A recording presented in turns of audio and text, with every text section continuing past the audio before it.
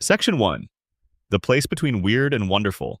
Somewhere in Oregon, tucked between the kind of pine trees that block out the sun even at midday, there is a town. And in that town, things are a little bit different. Not just people here eat dinner at 4 in the afternoon, different. Not just they celebrate holidays you've never heard of, different. We're talking about gnomes. We're talking about a multidimensional dream demon who wears a top hat. We're talking about a goat that might be more powerful than anything else in the entire show. And we're talking about mysteries, layers upon layers of them, that the show planted like seeds years before they bloomed into anything that made sense. Some of them bloomed beautifully. Some of them never bloomed at all. And that's what we're going to spend the next 2 hours sitting with. Welcome. Wherever you are right now, whether you're in bed with the lamp still on, or stretched out on a couch with a blanket pulled up, or sitting at a desk letting the day slowly dissolve away, welcome. Tonight we're going into Gravity Falls. Not the surface version, not the bright colors and the funny uncle and the summer adventure version. We're going into the parts that live underneath all of that, the questions that never got answered. The details that were hidden in plain sight for years before anyone knew what to make of them. The lore that, the longer you sit with it, the deeper it goes. This is a story about a place that shouldn't exist. About people who shouldn't have survived what happened to them. About a triangle-shaped thing that burned down its own home and spent 1 trillion years trying to make that somebody else's problem. And about 2 12-year-olds who, for one single summer, stood in the way of all of it. So, settle in. Let your breathing slow down. There's no rush here. We have time. Gravity Falls first aired on June 15, 2012 on Disney Channel. It looked, at first glance, like a show you could explain in one sentence. Twins Dipper and Mabel Pine spend the summer with their great-uncle Stan at a tourist trap called the Mystery Shack in a small Oregon town full of strange creatures and hidden secrets. That sentence is accurate. It is also almost entirely beside the point. Because what Alex Hirsch was building inside that description, what he was burying in the background and whispering in the reversed audio and encoding in the end credit ciphers, was something that would take years to fully understand. The first episode. Episode 1. A boy named Dipper who has a birthmark on his forehead shaped like the Big Dipper constellation and hides it under his hat, finds a journal in the forest. Journal number 3. He opens it up, reads about the strangeness of the town, and somewhere in the trees around him small glowing dots watch from the darkness. Eyes. If you go back and look at that scene now, knowing what you know, those eyes belong to Bill Cipher. He was there from the very beginning. Not just metaphorically, literally there in frame 1, watching from the trees, already interested in the boy who found the journal, and the journal itself. Right there on the cover, a 6-fingered hand is pressed into the leather. 6 fingers. Not 5. 6. That detail sits in the open, completely visible from the first time Dipper holds the book up to the camera, and it would be a full season and a half before we understood why it mattered. That's the texture of Gravity Falls. That's the thing that makes it different from almost every other animated series that's ever existed. It was designed to be discovered slowly. It was designed so that the most obsessive viewers, the ones who paused on every frame, who reversed every audio clip, who decoded every cipher, would find things that casual viewers might never see. But it was also designed so that none of those hidden layers were required to understand the story. You could watch the show straight through without decoding a single cryptogram and have a genuinely wonderful time. And then you could go back, start over, and realize that everything you watched was hiding something you completely missed. Tonight we're looking at both. The things that were hidden and eventually revealed, and the things that were hidden and never explained. Because Gravity Falls, for all its satisfying conclusions, left more open than it closed. It asked more questions than it answered, and the ones that remain open, the ones that still don't have explanations, not in the show, not in the journals, not in the supplementary books, those are the most interesting ones to spend time with on a quiet night. So here we go. Into the pine trees, into the mystery, into a place where the compass always goes haywire and nothing is quite what it seems. Before we go deeper, drop a comment and tell me where and when you're watching this. I'd love to know if you're watching from the other side of the world at 3 in the morning, or on your lunch break, or falling asleep in the exact same spot you fell asleep watching this show for the first time. And if you haven't subscribed yet, please do. It keeps this channel going, and it means you'll never miss a new video. Now, back to the Pines. Section 2. The Town That Shouldn't Exist. Let's start with the most fundamental mystery in Gravity Falls. Not Bill Cipher. Not the journals. Not Stan's secret. The oldest, most basic question the show asks and never fully answers. Why is this place so strange? Gravity Falls, Oregon is described by the show itself as the location of more documented paranormal activity than anywhere else in the Western Hemisphere. More gnomes per square mile, more monster sightings, more dimensional anomalies, more unexplained phenomena than any place else on the planet, apparently. The region has been attracting weirdness for centuries. There's evidence in the show that the land itself was occupied by people who knew about the strangeness long before anyone showed up with journals and cryptograms. There are cave paintings that reference the supernatural. There are ruins that predate any European settlement. There are carved symbols and rock faces that, if you know what to look for, match symbols that appear throughout the show's mythology. The question Ford Pines devoted years of his life to. The question that consumed him, that drew him in deeper and deeper until Bill Cipher found the opening he'd been waiting for, was why. Why here? Why this particular valley in Oregon? Why this specific configuration of geography and forest and underground geological formations? And here's what the show gives us: the floating cliffs. This is one of the strangest and most consistently present visual symbols in Gravity Falls. Those massive rock formations that hover in the air above the valley, defying gravity in the most literal possible way. Ford's journal entry on the floating cliffs includes a note that his compass goes haywire the closer he gets to them. He writes that the answer might be underground. He thinks the magnetic properties of whatever is beneath the surface of Gravity Falls might have something to do with both the floating cliffs and the general density of supernatural activity in the region. The show confirms, eventually, that there are unusual magnetic anomalies in the area. This tracks with real-world science to a degree. There are locations on Earth where unusually strong or unusual magnetic fields have been documented, and there are claims going back centuries that such places tend to attract strangeness, attract stories, attract people who sense that something is different about the ground beneath their feet. Whether you believe in that or not, the idea that an unusual magnetic environment might allow for the kinds of dimensional thinness that permits gnomes and shapeshifters and dream demons to move more freely is a fascinating frame for what the show is doing. But here's the thing: the show never fully commits to an explanation. It gestures at one. It plants evidence. Ford's research points in a direction, and then the narrative pulls away from that direction to focus on the characters and the immediate threat of Bill Cipher. The fundamental question: what makes this place a nexus? What makes it uniquely permeable to weirdness? Is never given a clean answer. It's presented as something Ford was close to understanding when he got distracted. By Bill. By the portal. By 30 years of dimensional exile. When Dipper and Mabel spend their summer in Gravity Falls, they're operating in a place that has been pulling at the fabric of reality for a very long time. The gnomes were there before Stan arrived. The shapeshifter in the bunker was contained there for reasons that predate the journals.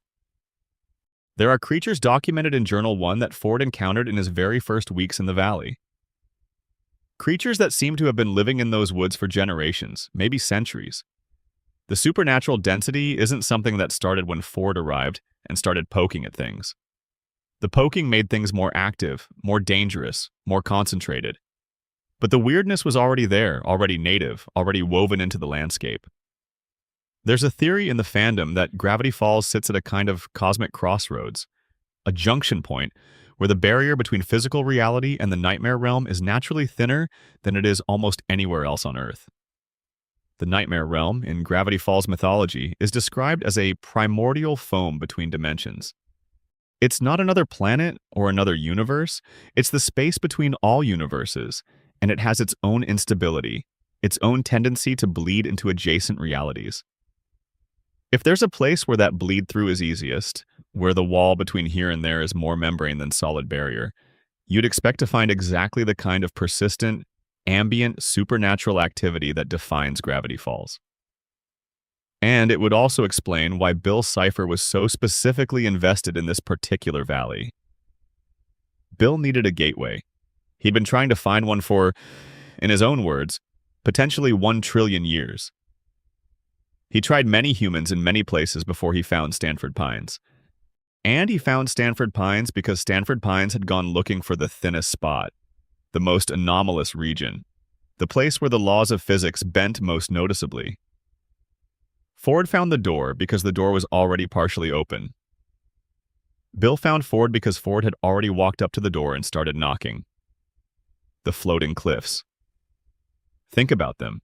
They sit above the town. They're a constant visual reminder that gravity itself doesn't fully apply here. The name of the show isn't ironic, it's geological.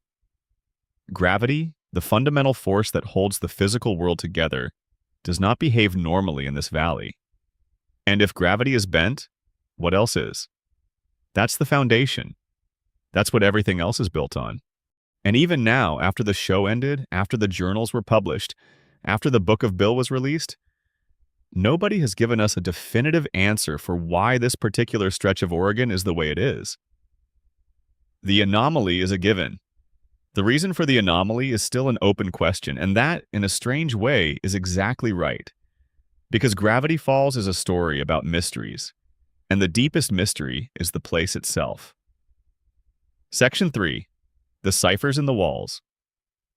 Before we can really talk about Gravity Falls, we have to talk about the language it speaks, because Gravity Falls doesn't just tell you its story, it hides it, it encrypts it, it buries it in reversed audio clips and end credits letter sequences and background details that flash past at a speed where you'd have to be specifically looking for them to catch them.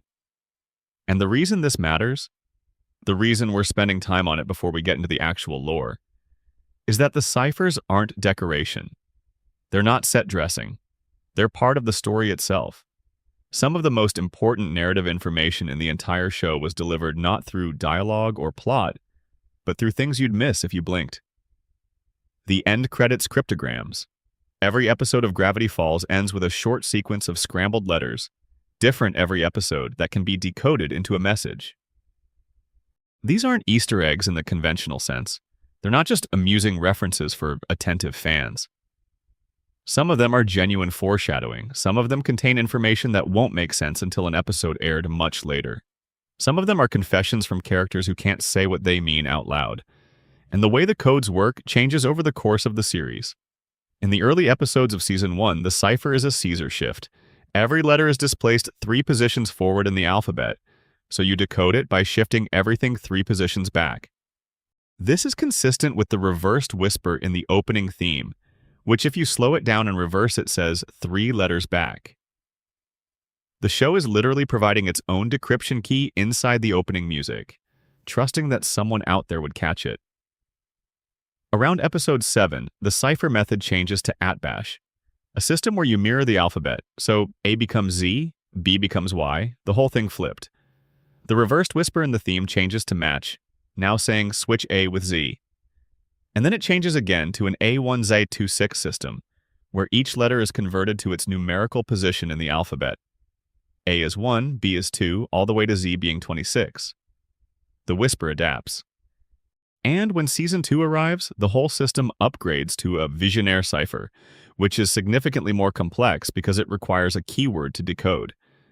Without the keyword, the letters appear completely scrambled. The whisper tells you the keyword is Cipher. That's Bill Cipher's name, used as the key to unlocking the messages about him.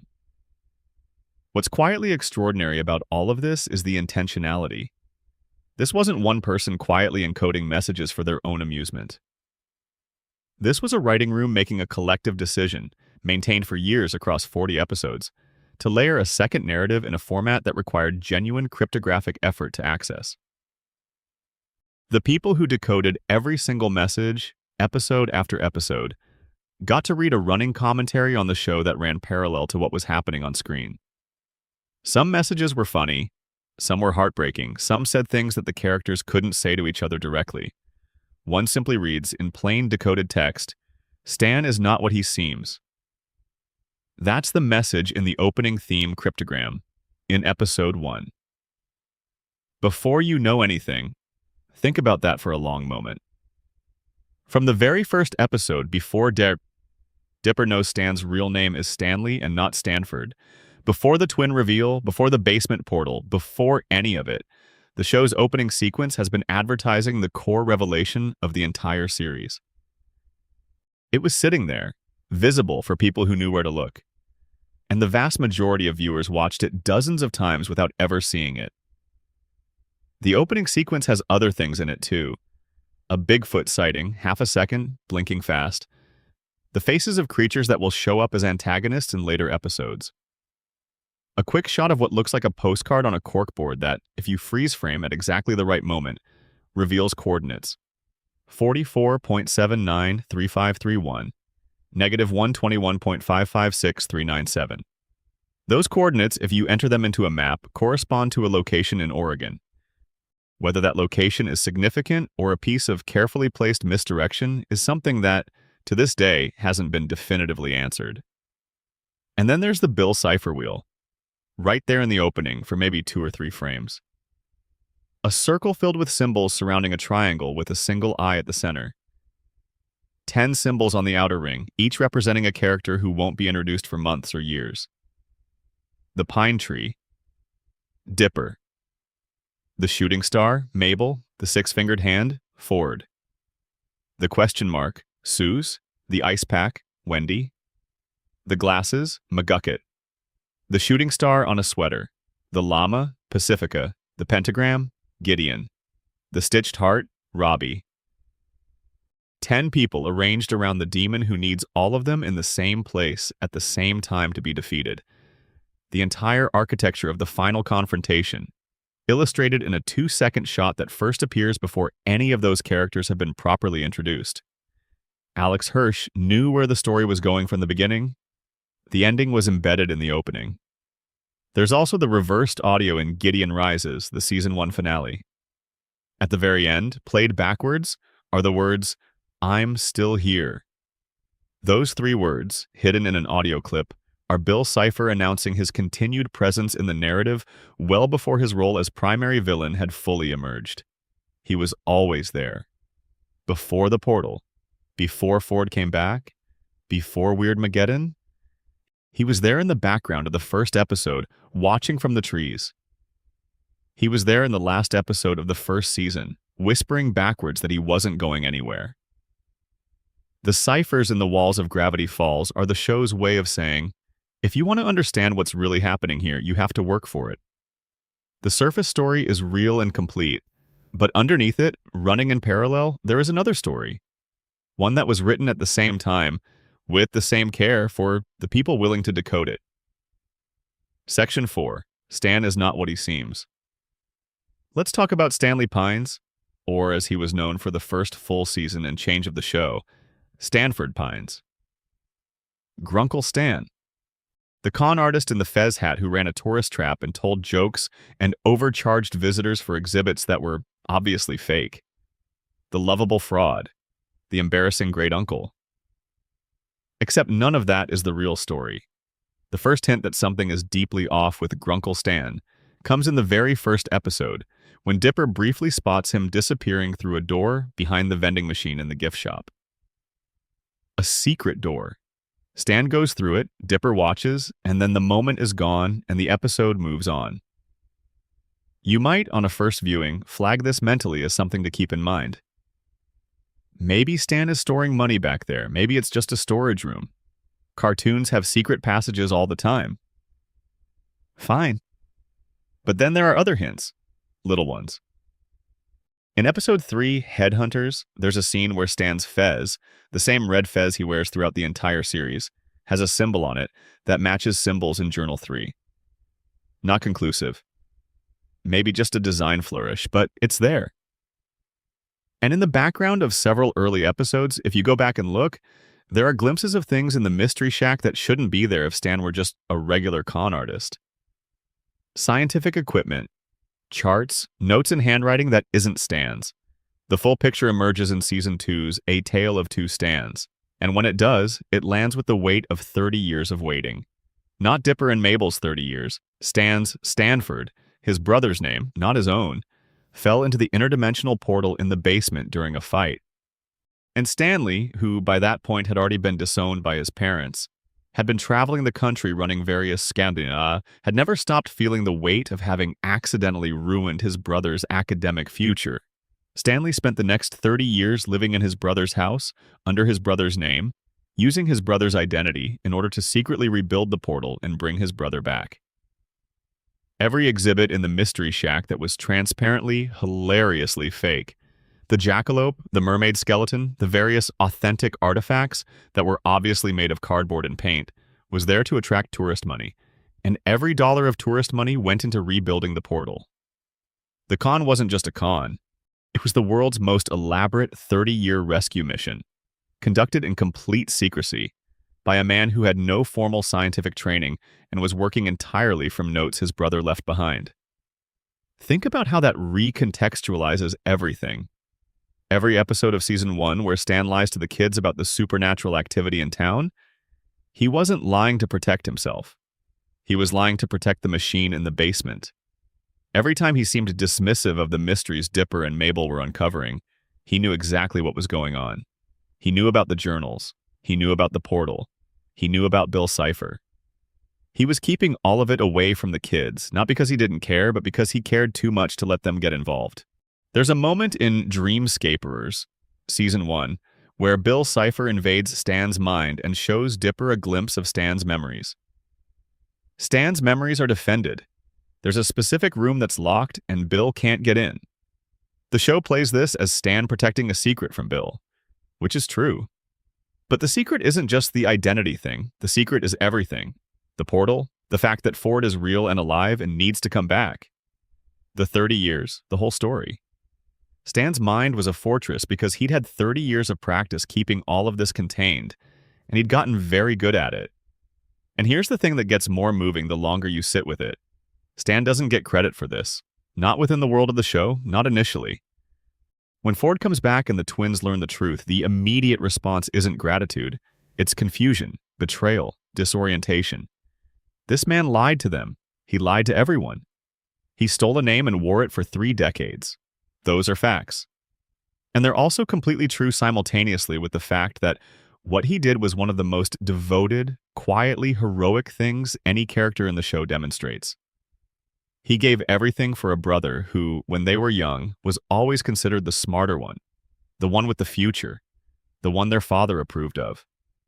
Stan was the disappointment, the screw-up, the kid whose mediocre grades and troublemaking ways were a source of constant shame to his father, who had one son headed for greatness and one son he didn't know what to do with. And when Stan accidentally ruined Ford's chances at a prestigious university, he was disowned, told to leave, told not to come back unless he could make something of himself, which he never managed to do, not on his own. But he managed to save his brother. Without anyone knowing, that was what he was doing for 30 years. The cryptogram in the opening theme, Stan is not what he seems, is a warning. But it's also, in retrospect, a description of something much bigger than a hidden identity. Stan is not what he seems. I mean, Stan is not the buffoon he presents as. Stan is not the con artist with nothing underneath the con. Stan is a man who loved his brother enough to become his brother for 3 decades. That's what the Cipher was announcing, from episode 1 to anyone listening. Section 5. The Six-Fingered Hand. Ford Pines and the Invitation to Disaster. If Stan is the show's most quietly heartbreaking character, Ford Pines is its most genuinely tragic one. Where Stan's story is about love that couldn't be articulated, Ford's story is about intelligence that couldn't be protected. It's about what happens when you're the smartest person in every room you've ever been in, and then one day, something out there decides that's exactly what it was looking for. Stanford Philbrick Pines, Ford, was born with 6 fingers on each hand. Not a disability, not a social problem in any practical sense. Just a visible difference that, throughout his childhood, made him stand out. He got picked on for it, the way kids get picked on for anything that makes them unusual. And Stan, who was fiercely protective of his twin, got into fights defending him. This is part of what makes the later falling out between them so painful. Once upon a time, they were a unit. The smart one and the tough one. The nerd and the scrapper. Brothers. Ford got a scholarship to a prestigious university, Backupsmore University, because the school he'd originally been accepted to, West Coast Tech, rejected him after Stan accidentally destroyed his science project right before the admissions board was supposed to see it. An accident. A terrible accident that changed everything. Ford went to the backup school, still did the work, still got the degree, still made something of himself. But the trajectory had been altered. And when he graduated and started his research into the anomalous zone of Gravity Falls, Oregon, drawn there by documented reports of paranormal activity that conventional academia refused to take seriously, he was already operating from a position of wounded pride. He was going to prove something. He was going to be the person who found the thing nobody else had found, who solved the mystery nobody else had solved, who was taken seriously. And then something contacted him.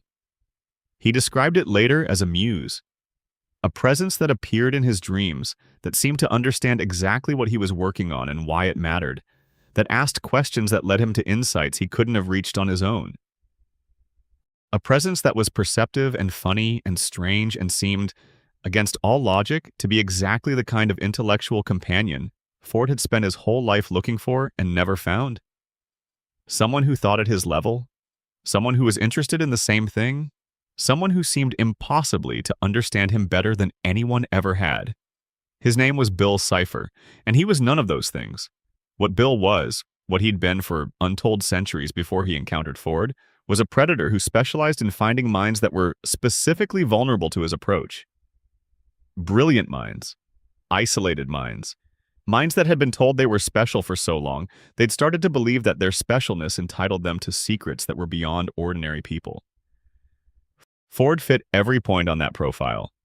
And Bill, who'd been searching for someone like Ford for potentially billions of years, who'd tried and failed with countless humans in countless eras, found him at exactly the right moment.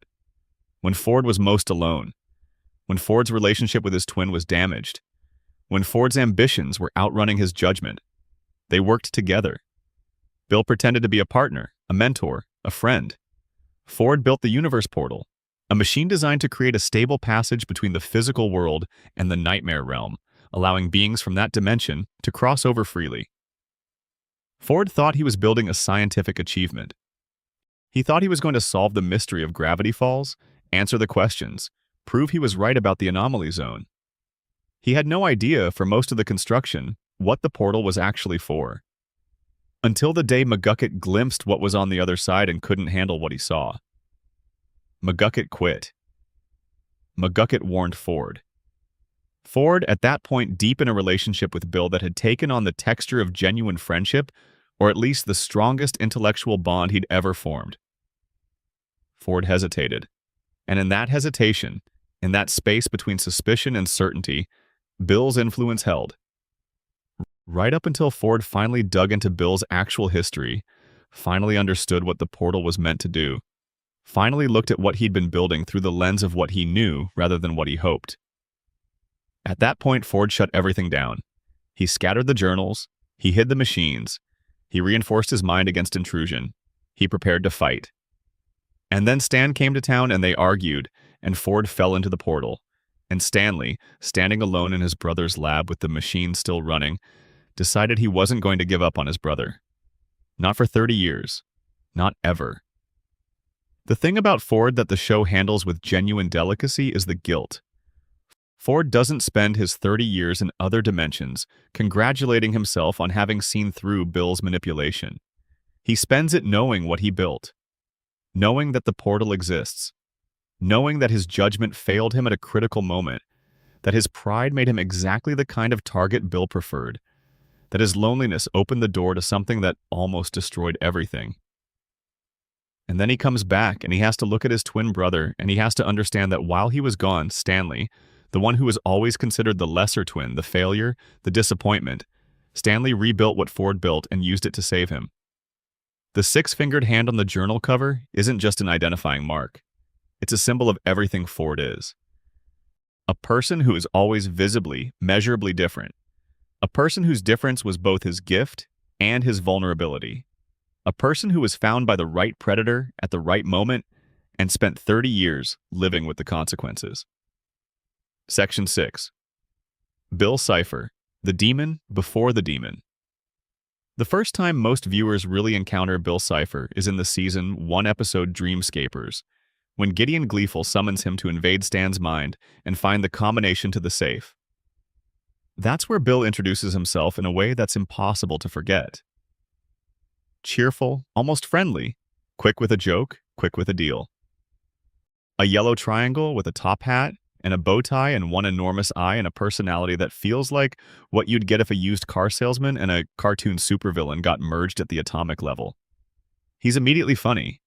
He's immediately terrifying. And he's immediately recognizable as someone who knows exactly what he's doing and exactly what he wants and exactly how to make you give it to him. But that's the version of Bill that exists in the third dimension, operating in the minds of people who live in the physical world. The real Bill, the Bill that exists before the jokes and the deals and the pine tree nicknames, is a creature with a history so genuinely dark that the show only tells it in fragments, and never all at once. Bill Cipher came from the second dimension, not metaphorically, literally. A flat universe populated entirely by two-dimensional beings. In Flatland, the 1884 novel by Edwin Abbott that the show references directly and intentionally, the world is a flat plane and the creatures that live in it have no concept of height, no concept of three-dimensional space. The social hierarchy is determined by the number of sides a shape has. The more sides, the higher the status. Circles are the highest caste. Triangles are workers, tradesmen, middle class, and isosceles triangles, the unequal ones, are the very bottom.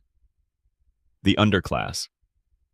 Bill was an equilateral triangle, which put him somewhere in the middle, not at the bottom, not oppressed in the specific way that the lowest-sided shapes were, but constrained, like everyone in the second dimension was constrained, by the fundamental nature of a flat world. There was no up. There was no down. There was only the plane. Every relationship, every interaction, every experience was limited to two dimensions. And at some point, in a way the show implies rather than states directly, Bill became aware of a third dimension. He could see it. He was the only one who could. He tried to share what he was seeing with the beings around him, and something went wrong. The result was the Euclidean massacre. That's what it's called in the supplementary materials. The destruction of the second dimension, every living thing in that universe killed or erased. His home. Everyone he had ever known. His parents. The result of Bill's attempt to bring three-dimensional awareness to a world that could not contain it. Here's where it gets complicated in a way that makes Bill more unsettling, not less. The show eventually makes clear that this was not entirely intentional. The Book of Bill, the supplementary novel, indicates that Bill didn't plan to destroy his home. He made a catastrophic mistake. He tried to do something that he thought would expand and liberate, and instead it annihilated. And then he had to live with that, for what he himself estimates at over 1 trillion years. 1 trillion years of being the only survivor of a civilization you killed, wandering through the space between dimensions, building yourself into something powerful enough that the guilt couldn't reach you anymore. Except the guilt did reach him. The axolotl's poem, which we'll get to later, says it directly. Misses home and can't return. Says he's happy, he's a liar. The happiness is performance. The mania is a shell. Underneath it, all the way down, is a creature who made a mistake so enormous that the only way to survive it was to stop caring about anything at all. To convert himself from a thing that could be hurt into a thing that hurts. To turn the grief outward as chaos and cruelty, because grief turned inward would have consumed what was left of him. That's the Bill that showed up in Gravity Falls, not a purely evil force of cosmic destruction, though he was also that.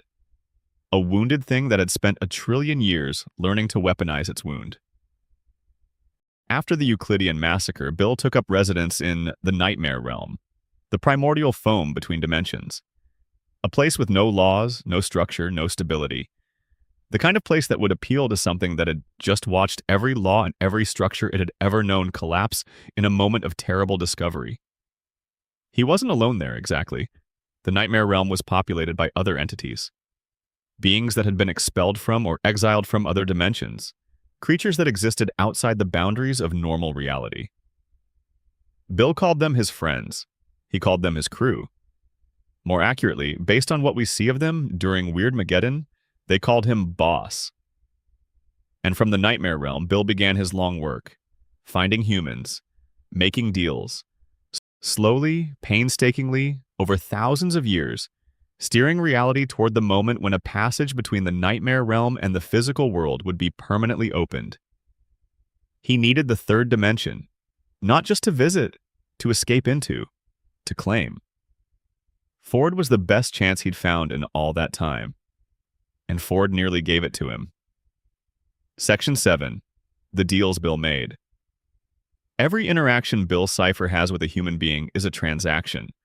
This is fundamental to who he is. He doesn't just take what he wants, not because he lacks the power, but because there's something specific he gets from making someone choose to give it to him.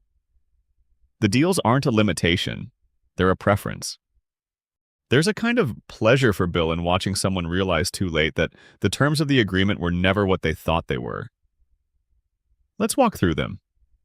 Starting at the beginning, Ford was first. The deal with Ford was the longest, the most elaborate, the most significant. Bill presented himself as an intellectual companion and a muse, asked only for access to Ford's mind in exchange for insights and answers, and then spent the better part of a decade guiding Ford toward building the universe portal. The deal was technically voluntary. Ford invited Bill in. Ford chose to trust him. Bill never precisely lied. He was cagey, evasive, carefully truthful in ways that obscured the larger deception. The terms of this deal weren't spoken aloud. There was no handshake, no signature. Bill just kept showing up and being useful until Ford had built exactly what Bill needed him to build. When Ford finally understood what he'd been constructing, he cut the deal off. And this is where the consequences of Bill's manipulation become visible. Ford didn't just feel betrayed. He felt stupid. He felt that his intelligence, the thing he'd staked his entire identity on, had been used against him. That the very sharpness he prided himself on had been the instrument of his own near undoing. That's a specific kind of damage that doesn't heal cleanly. Then there's Gideon.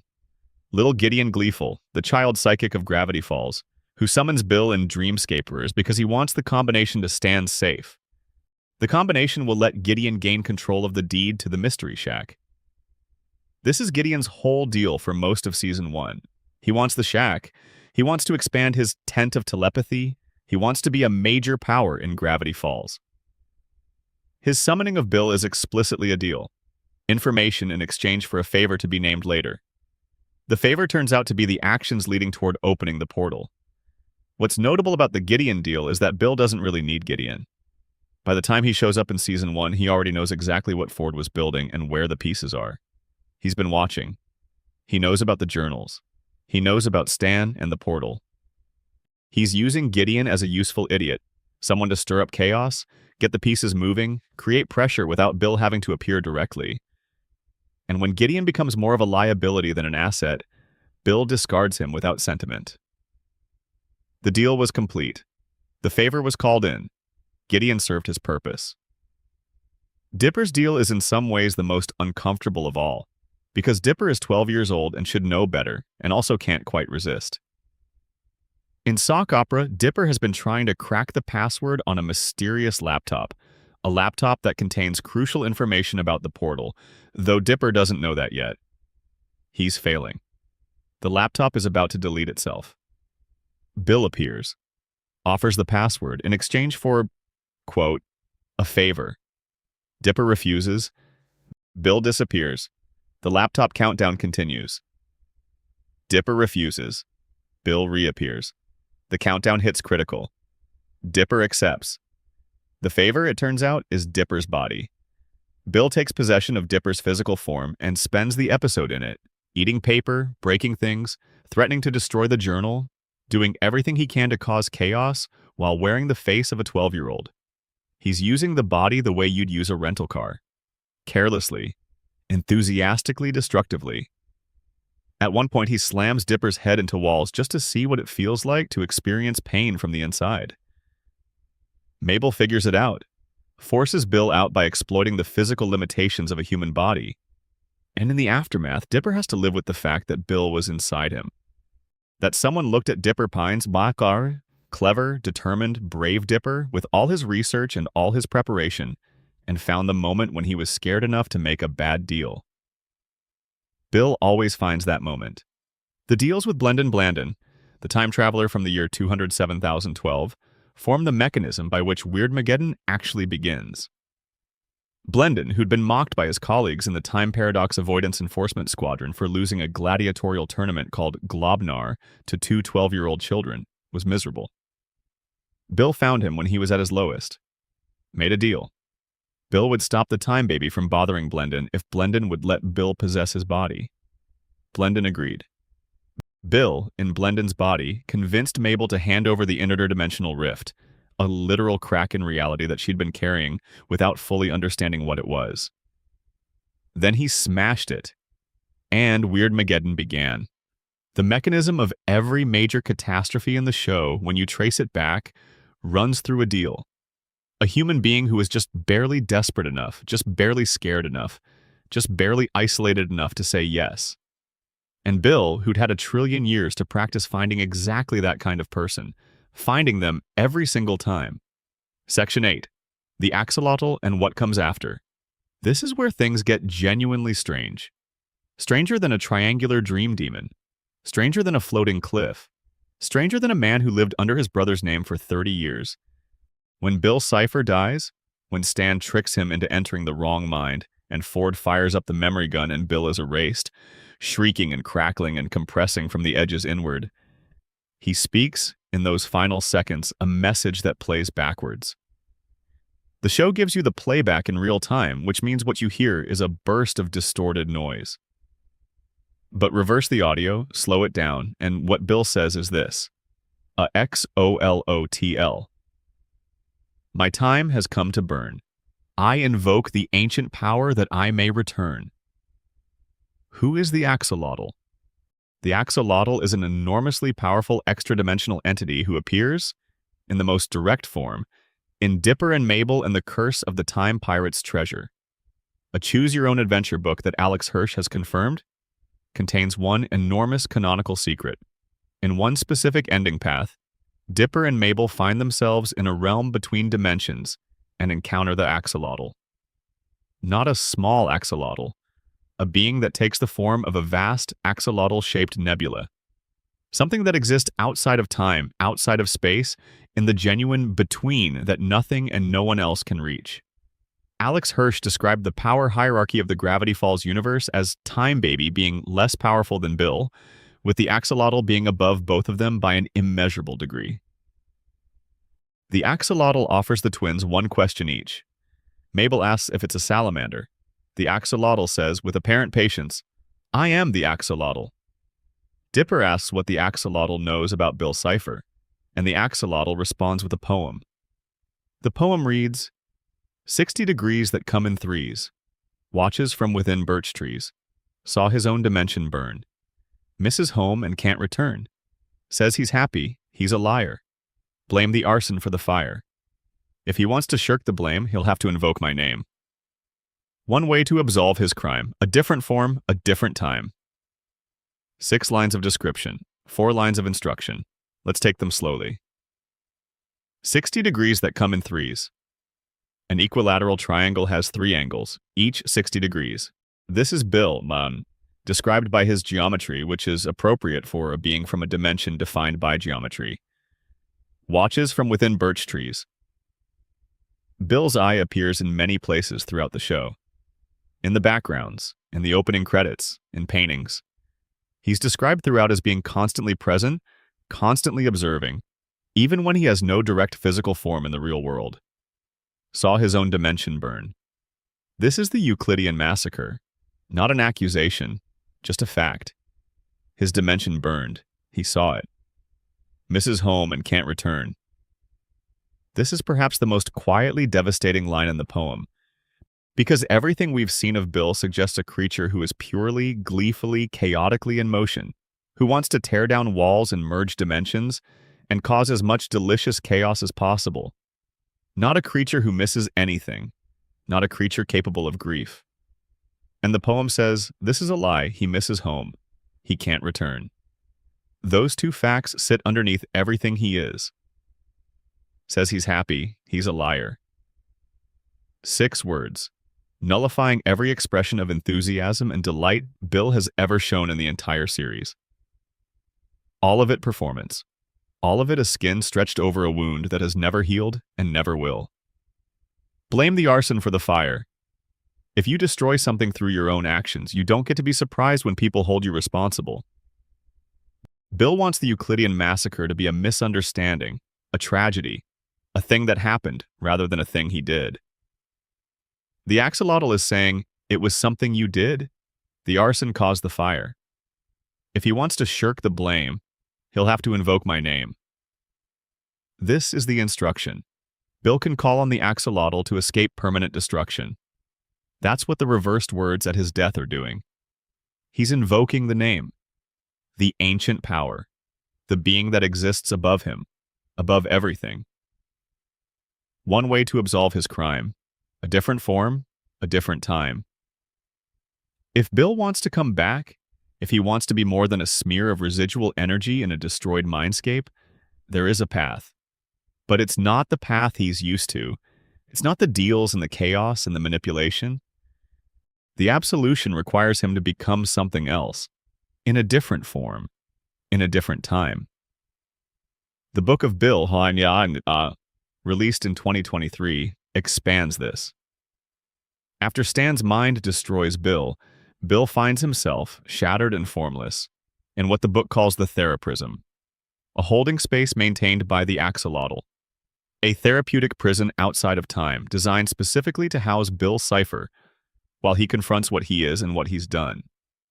The book is written as Bill's therapeutic journal, which he sent back into the physical world in violation of the rules of the theraprism, because of course he did.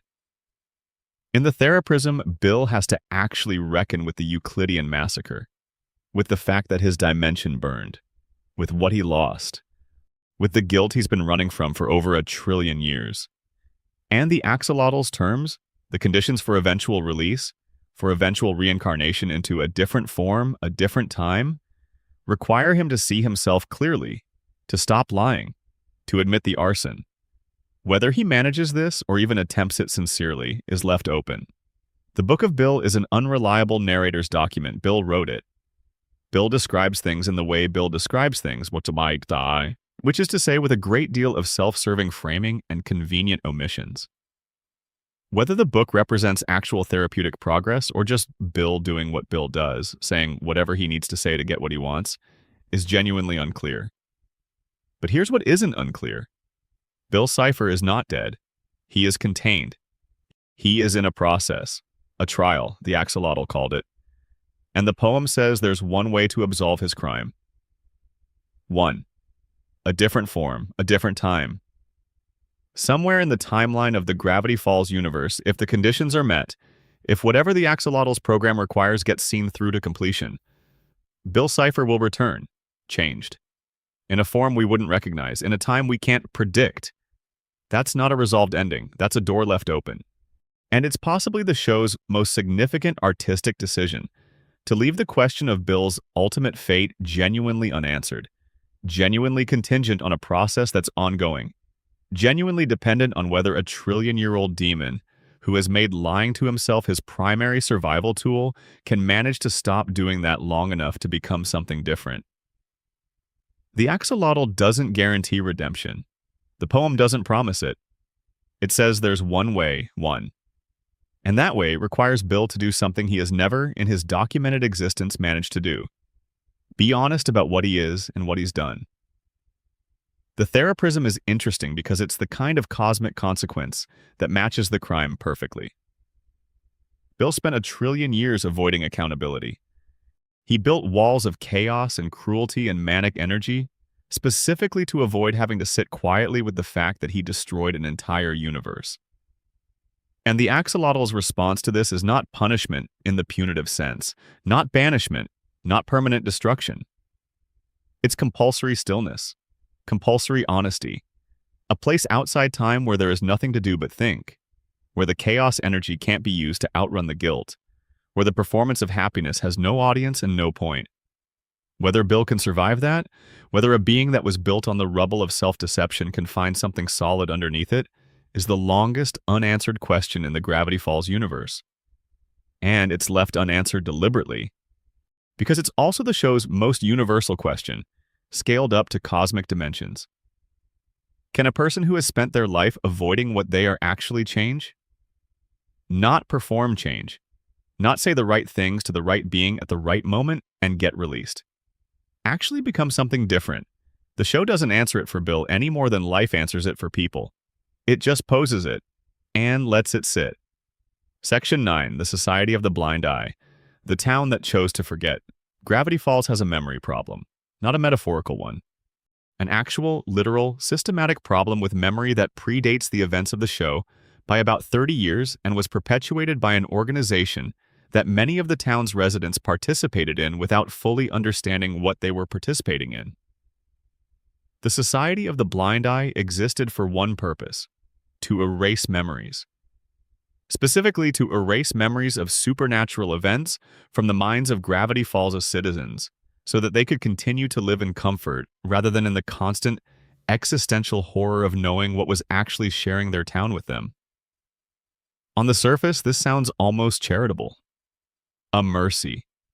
You saw something that was going to keep you up at night and rob you of your ability to function.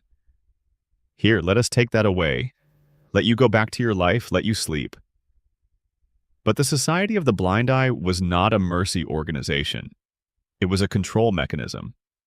And the man who built the machine that made it possible, Fiddleford Hadron McGucket, who before the memory erasures was a young, brilliant, warm-hearted engineer from Palo Alto, California, was destroyed by what he built. McGucket's story is one of the show's most genuinely painful ones, partly because it's told backwards.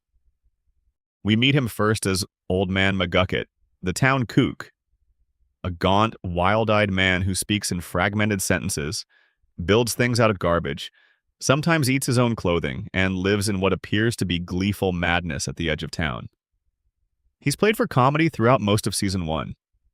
He's a background joke, a colorful local, the kind of small-town eccentric that every small town seems to have one of.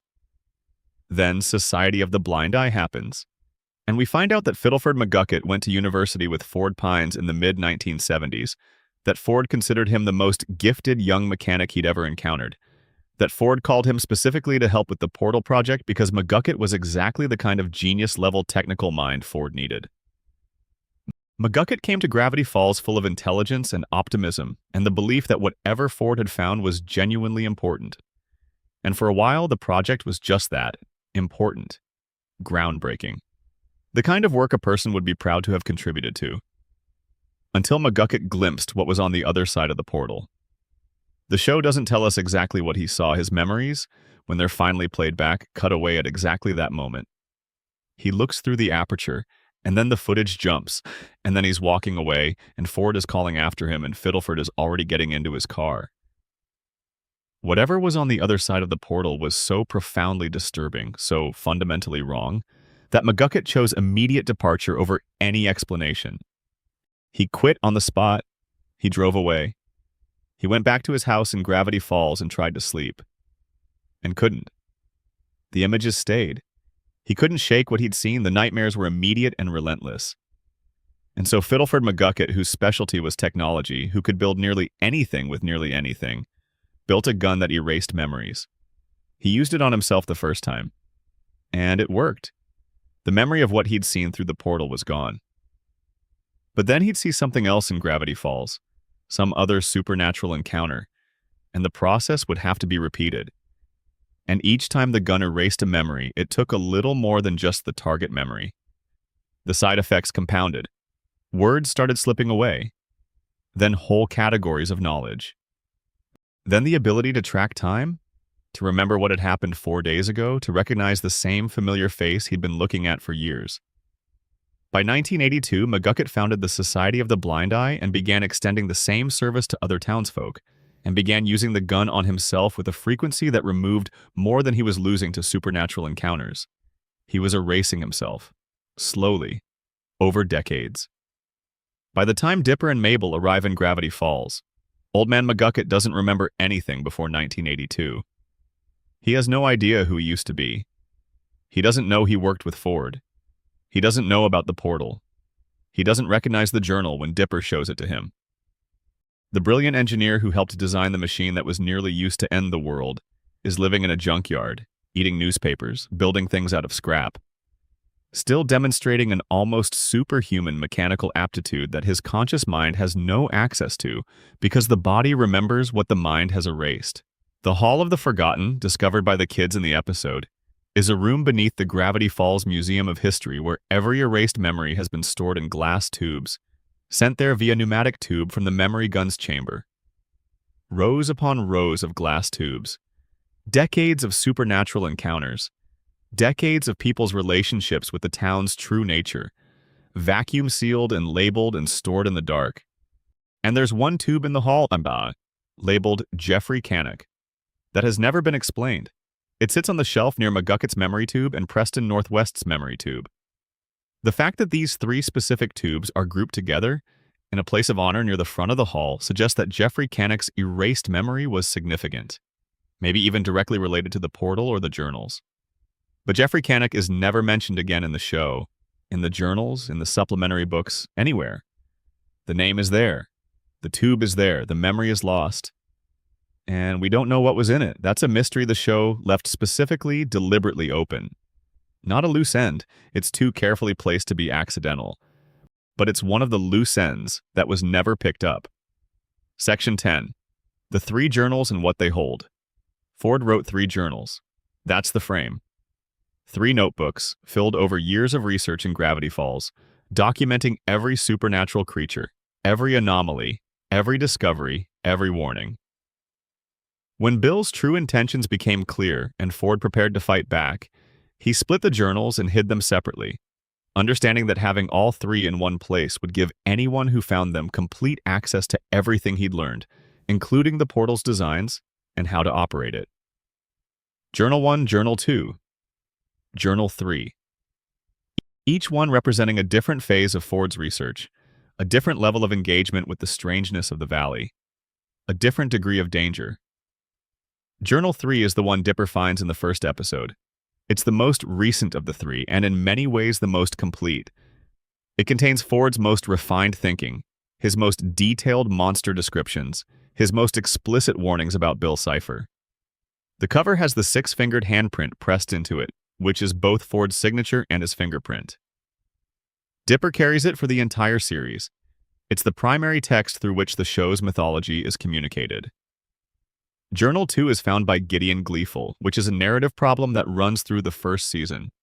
Gideon is smart enough and ruthless enough to understand at least some of what he has. He uses information from Journal 2 to operate a kind of psychic technology, and he wants Journal 3 badly enough to go to genuinely dangerous lengths to get it. In a child. This is remarkable when you think about how easily adults dismissed the supernatural nature of Gravity Falls for decades. Here's an 8 or 9-year-old kid who has correctly understood that these books describe real phenomena and that the person who controls them has an enormous advantage. Journal 1 is the most mysterious of the 3.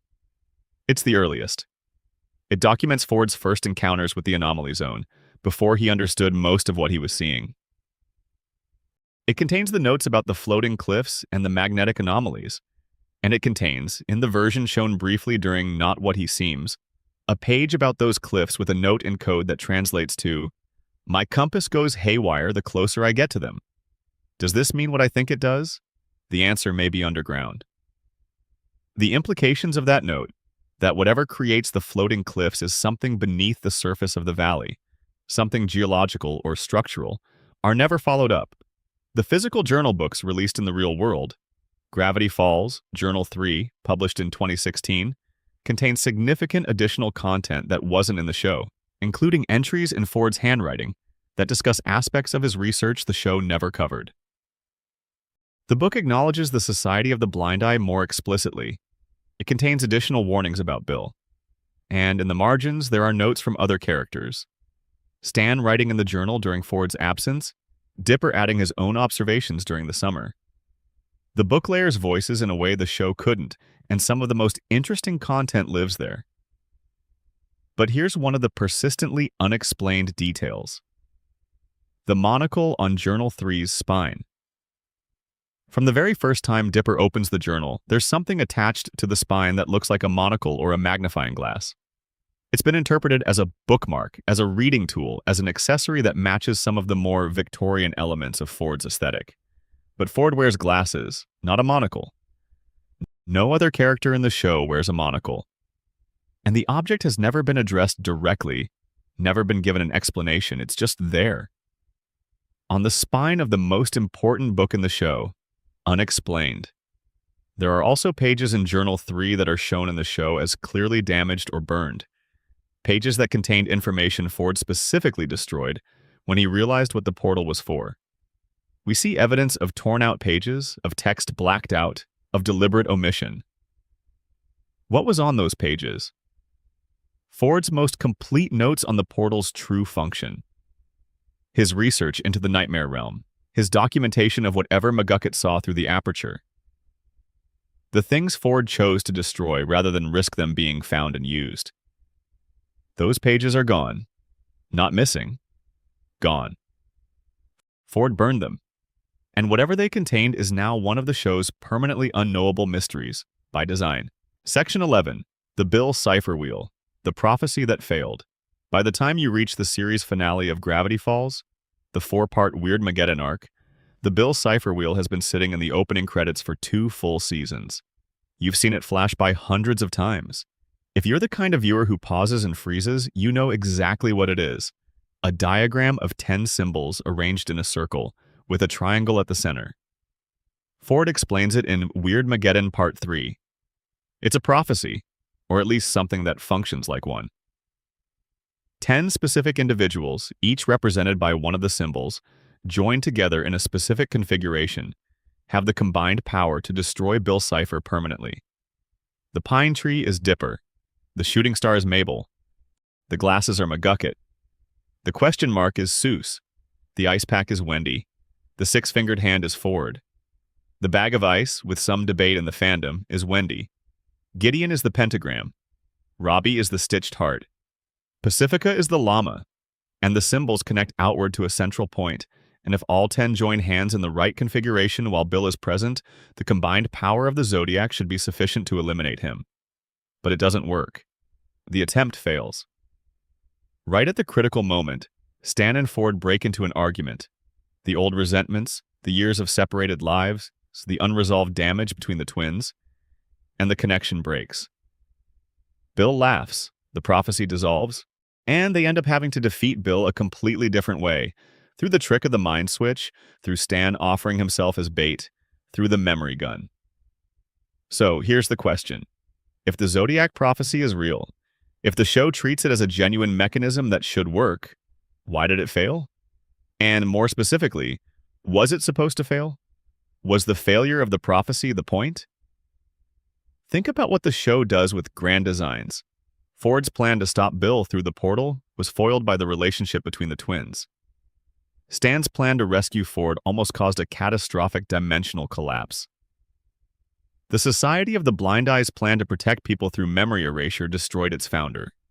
Every time someone in Gravity Falls attempts to use a system, a machine, an organization, a prophecy, the human element breaks it. Not because humans are bad at following plans, but because the relationships between people are more powerful and more unpredictable than any plan can account for. The Zodiac fails because Stan and Ford cannot, in that moment, set aside what happened between them. The resentment is too old. The wound is too deep. And Bill's defeat ultimately comes not through any prophecy or any machine, but through a man choosing to sacrifice his own memories to save people he loves. Through the most specifically human kind of heroism, the kind that doesn't require anyone to get the geometry right. But the prophecy itself remains interesting. It implies that at some point in the history of Gravity Falls, someone, a person who knew enough about Bill to document his weaknesses, determined that 10 specific people with 10 specific qualities were the mechanism through which Bill could be permanently destroyed. Who wrote that prophecy? Ford found evidence of it, but Ford didn't create it. The symbols predate Ford's arrival in Gravity Falls. They appear in cave paintings. They appear in structures that are hundreds of years old. Someone, at some point far earlier than Ford's research, knew not just that Bill existed and posed a threat, but knew specifically what combination of people could stop him. Why those 10 people? What's the logic of the selection? Why does a dream demon who exists outside dimensional constraints have a weakness that's specifically located in the social dynamics of 10 individuals living in the same small Oregon town in 2012? That's not answered. The mechanism of the Zodiac, what it actually does at a physical level, why it works, why this configuration of people is specifically problematic for Bill, is left as a given. The prophecy exists, the combination is known, and in the moment of its attempted use, the human element, the unresolved love and anger between two old brothers, proved bigger than the cosmic plan. Section 12. Blendin Blandin and the Broken Timeline. The thing about time travel in Gravity Falls is that it's treated with a kind of casual horror. Blendin Blandin, whose name is a very deliberate pun, he blends in while trying to fix time anomalies, which he doesn't, is a comedy character from the future who functions primarily as comic relief. He's nervous. He sweats. His camouflage suit constantly malfunctions at the worst possible moments. He first appears in the very first episode, picking up a dropped hair clip in the woods while Dipper and Mabel are being chased by gnomes, clearly an anachronism that doesn't belong in 2012. He appears in the background of several early episodes before being formally introduced. A figure in gray with his camouflage flickering, showing up behind crowds and at fairs and in moments of chaos, fixing tiny problems that Dipper and Mabel create by interfering with things they shouldn't interfere with. He's a one-joke character who exists to make the point that the twins are inadvertently disturbing the timeline. Except then the show does something quite clever with him.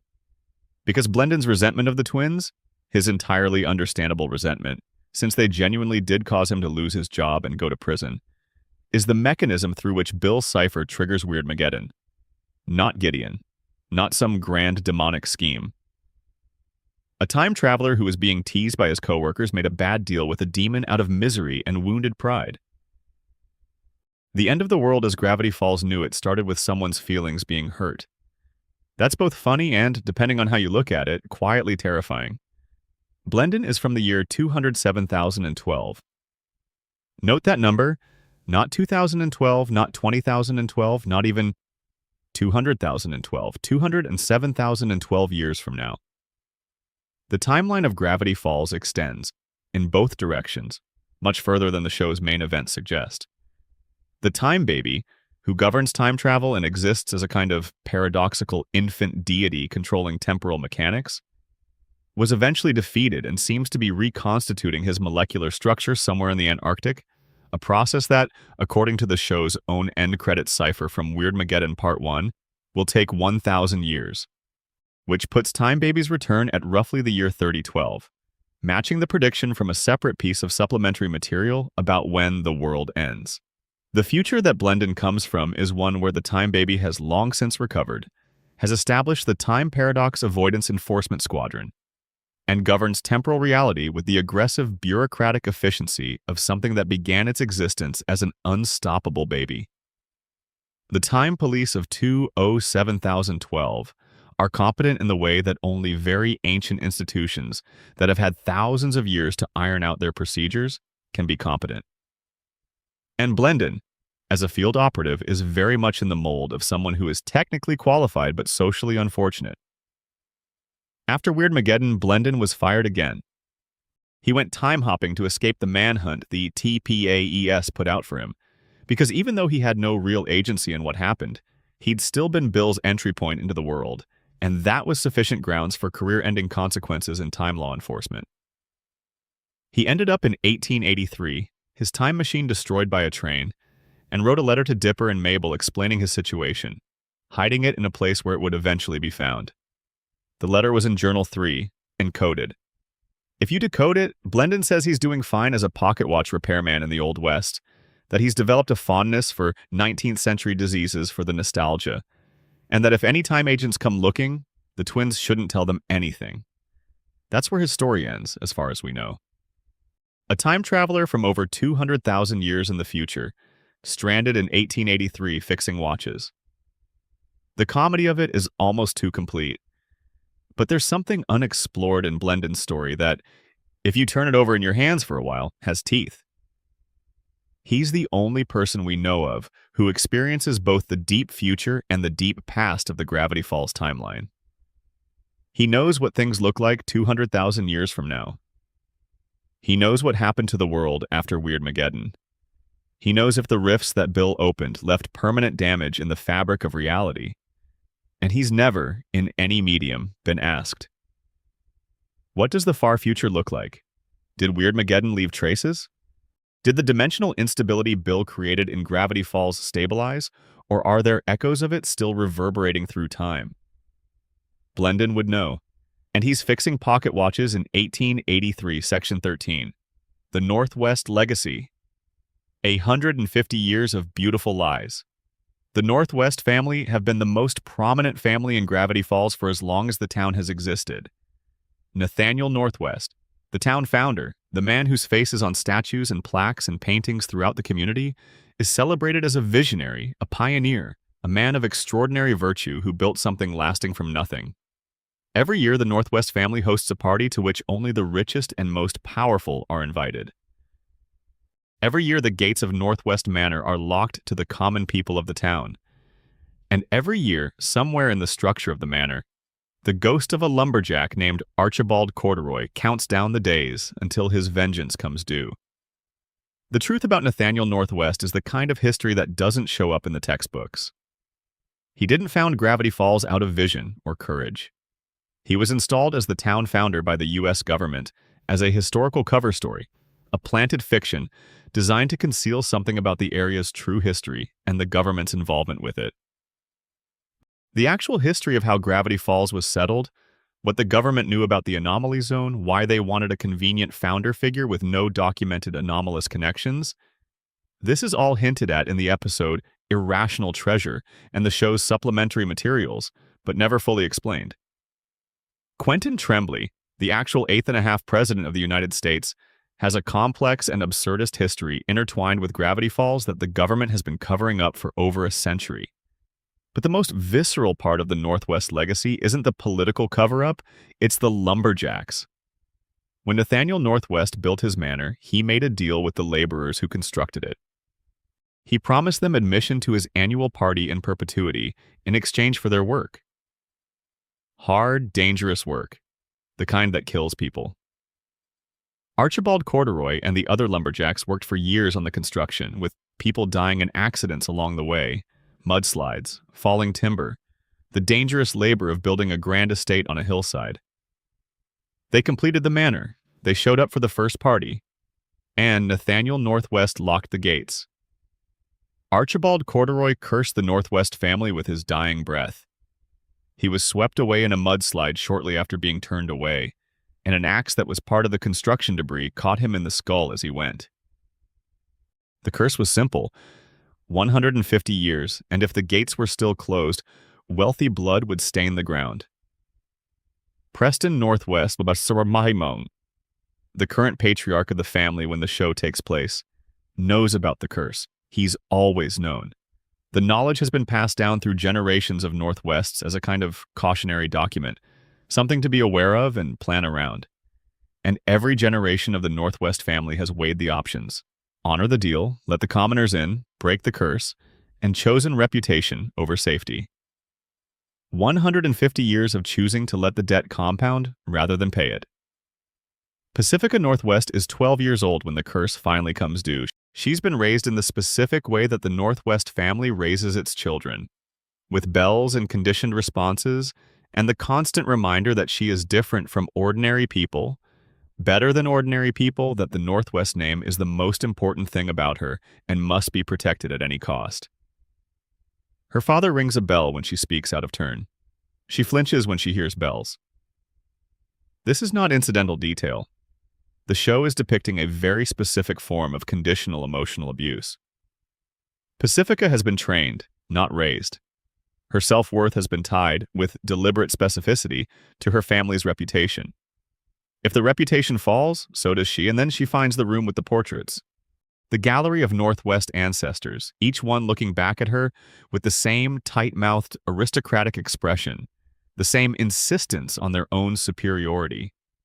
And Dipper, who has just been screwed over by her family's lies and refuses to pretend otherwise, tells her straight, "You are not required to be this. You can choose differently." She opens the gates. The curse breaks. Archibald Corduroy, who has been waiting with an axe embedded in his skull for 150 years, is overcome with something between relief and gratitude. He's not just angry.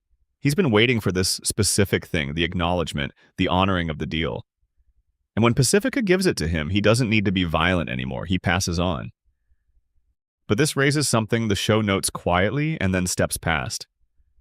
If Archibald is connected to the Corduroy family, and Journal 3 confirms that he is, that Wendy is a direct descendant, then Wendy's family has been living in the shadow of this unsettled debt for 150 years without knowing it. Wendy's ancestors worked and died building the Northwest estate.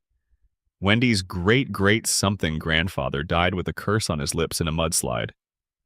And Wendy has been cutting timber and doing odd jobs and working for the Pines family in a town that's still dominated by the family whose dishonesty killed her ancestor. Nobody in the show acknowledges this connection out loud. It's just there. The bell, the conditioning. What happens to Pacifica after the curse breaks? She pushed back against her parents once at a critical moment, in a situation where it mattered enormously. The show rewards this with Dipper's respect and a moment of genuine connection. But Preston Northwest is still her father. He still has power over her life. The bell doesn't disappear just because she defied it once. The generational weight of what the Northwest family is doesn't lift just because one 12-year-old had one moment of courage. And the show, wisely, doesn't pretend otherwise. Section 14. Dipper's real name and what Bill knew. His name is Mason. Mason Pines. It appears briefly in the episode Dungeons, Dungeons, and More Dungeons, written on a scrap of paper in messy handwriting, just legible enough that if you're paying close attention, you catch it. It's confirmed in Journal 3, where Ford asks and Dipper tells him. Mason. An old-fashioned name deliberately chosen by Alex Hirsch to parallel Mabel's own old-fashioned name.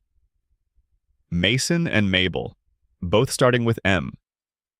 Both names that, according to Hirsch, were selected to feel slightly out of place on 12-year-olds in 2012. The nickname Dipper comes from the birthmark on his forehead, a cluster of small marks in the exact shape of the Big Dipper constellation. He keeps his bangs down over it because kids at school made fun of it. Sometime in early childhood, someone pointed at his forehead and said, "You've got the Big Dipper up there." And the name stuck, and gradually the real name was displaced. By the time of the show, essentially everyone calls him Dipper. His parents, his sister, his friends, Stan, Ford after he asks. Nobody in Gravity Falls uses Mason except in that one brief flash of written text. Bill Cipher never uses Mason. Bill calls him Pine Tree. Not his name, not his nickname, his symbol. The pine tree on his hat. And this is worth noting because Bill's choice of names for people is never accidental. Bill calls Mabel Shooting Star. He calls Seuss Question Mark. He calls Wendy Ice Bag. He calls Ford Sixer. Every label Bill uses is either someone's zodiac symbol or a reference to their most visible characteristic, some part of their identity that has been externally defined rather than chosen. There's a theory in the fandom that Bill specifically avoids using people's real names because names have power in the show's mythology. Ford explicitly states at one point that allowing Bill into your mind gives Bill a kind of hold over you. A name is an anchor to identity. And Bill, who spent the last portion of the show trying very hard to get Ford to give him specific information, specifically a specific equation that was the key to extending Weirdmageddon beyond Gravity Falls, was very careful never to acknowledge any of the humans he dealt with as fully real people. Symbols, pieces on a board, not individuals with names who had claims to being taken seriously as equals. Dipper's real name also connects to something the show hints at but never states directly, the question of what Dipper would have become. In the finale, Ford asks Dipper to stay in Gravity Falls and become his apprentice. Dipper, at 12, is the most naturally gifted paranormal investigator Ford has encountered in 30 years of research. He's more intuitive, more careful, more emotionally stable in crisis than Ford himself was at the same age. Ford sees in his great-nephew the thing he wishes he had been, smart and curious and willing to ask for help. What would have happened to Mason Pines if he'd stayed? If he'd become Ford's apprentice and spent his teenage years investigating the paranormal phenomena of Gravity Falls rather than going home to California? The show gestures at this choice, Dipper clearly considers it, and then makes Dipper choose to go home with Mabel instead. The summer ends, the twins leave. Ford and Stan sail away on the Stan War II, and we don't know what happens to Dipper after that. Journal 3 closes. The supplementary materials are sparse. Wherever Mason Pines is now, in whatever future timeline Gravity Falls inhabits, he's outside the frame of the story. He made the choice to stay with his sister, to let the summer be complete, rather than extend indefinitely. And that's where we leave him. At the window of a bus, looking back at the town that changed him, watching it get smaller. Section 15. The Weirdness Vortex. Why the anomalies never stop? We keep coming back to this because the show keeps coming back to it. The weirdness of Gravity Falls is not random. There's a pattern to it, a concentration, a density of paranormal activity that suggests a source rather than just ambient strangeness. And the more you look at the show's geography and the details of Ford's early research, the more a specific theory emerges. The Valley of Gravity Falls sits at what Ford suspected was an intersection point, a place where multiple lines of geomagnetic and dimensional energy converge. Like a cosmic drain, pulling the strange and the anomalous toward it. The closer you are to the center of the town, the more densely packed the weirdness becomes. The outlying areas are strange, the forest is strange. The Mystery Shack, which sits right on top of the portal, right on top of the thinnest spot between the physical world and the nightmare realm, is the strangest place of all. The gnomes, for example. Gnomes are documented across European folklore going back centuries. Small humanoid creatures associated with earth and stone and hidden places. In Gravity Falls, they're hierarchical, they have queens. They're capable of forming into large amalgamated entities by joining together. They've been in the valley for as long as anyone has documented anything. Not attracted to it. Native to it. The gnomes didn't come to Gravity Falls because something drew them there. They were there first. The shapeshifter in the government bunker, the creature from the episode Into the Bunker that can perfectly mimic any biological form it encounters, has been there long enough that the government has built an entire classified facility around containing it. This isn't a creature that showed up during Ford's time. This predates Ford's arrival. The government was already aware of the anomaly zone and already trying to catalog and contain aspects of it before any of the journals existed. There's a background detail in Irrational Treasure, when Dipper and Mabel find the vault containing records of Quentin Trembley's suppressed presidency. That includes government documents about Gravity Falls dating to the early 1800s. The U.S. government has known about this place for a very long time. They planted a false history, they surveilled it, they built facilities. The level of institutional attention Gravity Falls has received from various government agencies over the course of 2 centuries suggests a recognition at the highest levels that this valley represents something genuinely extraordinary. What did the U.S. government know? What did they do with what they knew? The show hints at this through the agents who show up throughout, the agents who confiscate the portal machine and try to shut down the Mystery Shack, who clearly have classified files going back decades, who treat the existence of the portal as something that needs to be covered up rather than something that needs to be understood. The government in Gravity Falls isn't malevolent exactly. It's just deeply, systematically uncomfortable with things it can't control. And Gravity Falls is full of things it cannot control. Ford's research suggested that the weirdness will never stop. Not completely. Even if Bill had been defeated, even after he was defeated, the anomaly zone that makes Gravity Falls what it is remains. The magnetic properties are geological. The dimensional thinness is structural. The The gnomes were there before anyone with a journal showed up, and they'll be there after everyone with a journal is gone. The town is not weird because of the portal. The portal was built there because the town was already weird. Remove the portal, remove Bill, remove the journals. And Gravity Falls is still Gravity Falls. North of normal and west of weird. That's both comforting and unsettling in equal measure, which is the show's natural resting state for everything.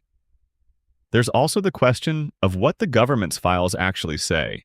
The agents who appear in Not What He Seems, the two who've been monitoring the Mystery Shack for years, who have documentation going back to when Stan first arrived, who clearly have access to classified material about Gravity Falls, bring files. Thick ones. And the show is very specific about the fact that those files are real, that they contain real information, that the government knows significantly more than the average citizen of Gravity Falls does about what their town actually is. When the memory gun is eventually deployed on them, those memories don't disappear from the files. They disappear from the men who carry the files. The files still exist somewhere. The implication is that there's an entire parallel investigation of Gravity Falls happening through official channels, through classified channels, that runs alongside everything Ford and Stan and Dipper documented in the journals. A version of the town's weirdness filtered through institutional language, bureaucratic documentation, the dry vocabulary of government reports. What does that version say? What do federal agencies know about the anomaly zone that the journals don't cover? What did they do with what they knew? In the same episode, when the memory gun is turned on the agents, Stan says something telling. He says they've been watching him for 30 years, not just the shack. Him, Stan. There's been active surveillance of the man living under a false identity in a house with a portal in the basement for 3 entire decades, and nobody ever made a move on it. Either the government was deliberately allowing the situation to continue, perhaps because the portal, or Stan, or something about the configuration of all those pieces served their purposes, or the files were too classified, too compartmentalized for anyone with actual operational authority to connect all the dots. Both explanations are unsettling in different ways.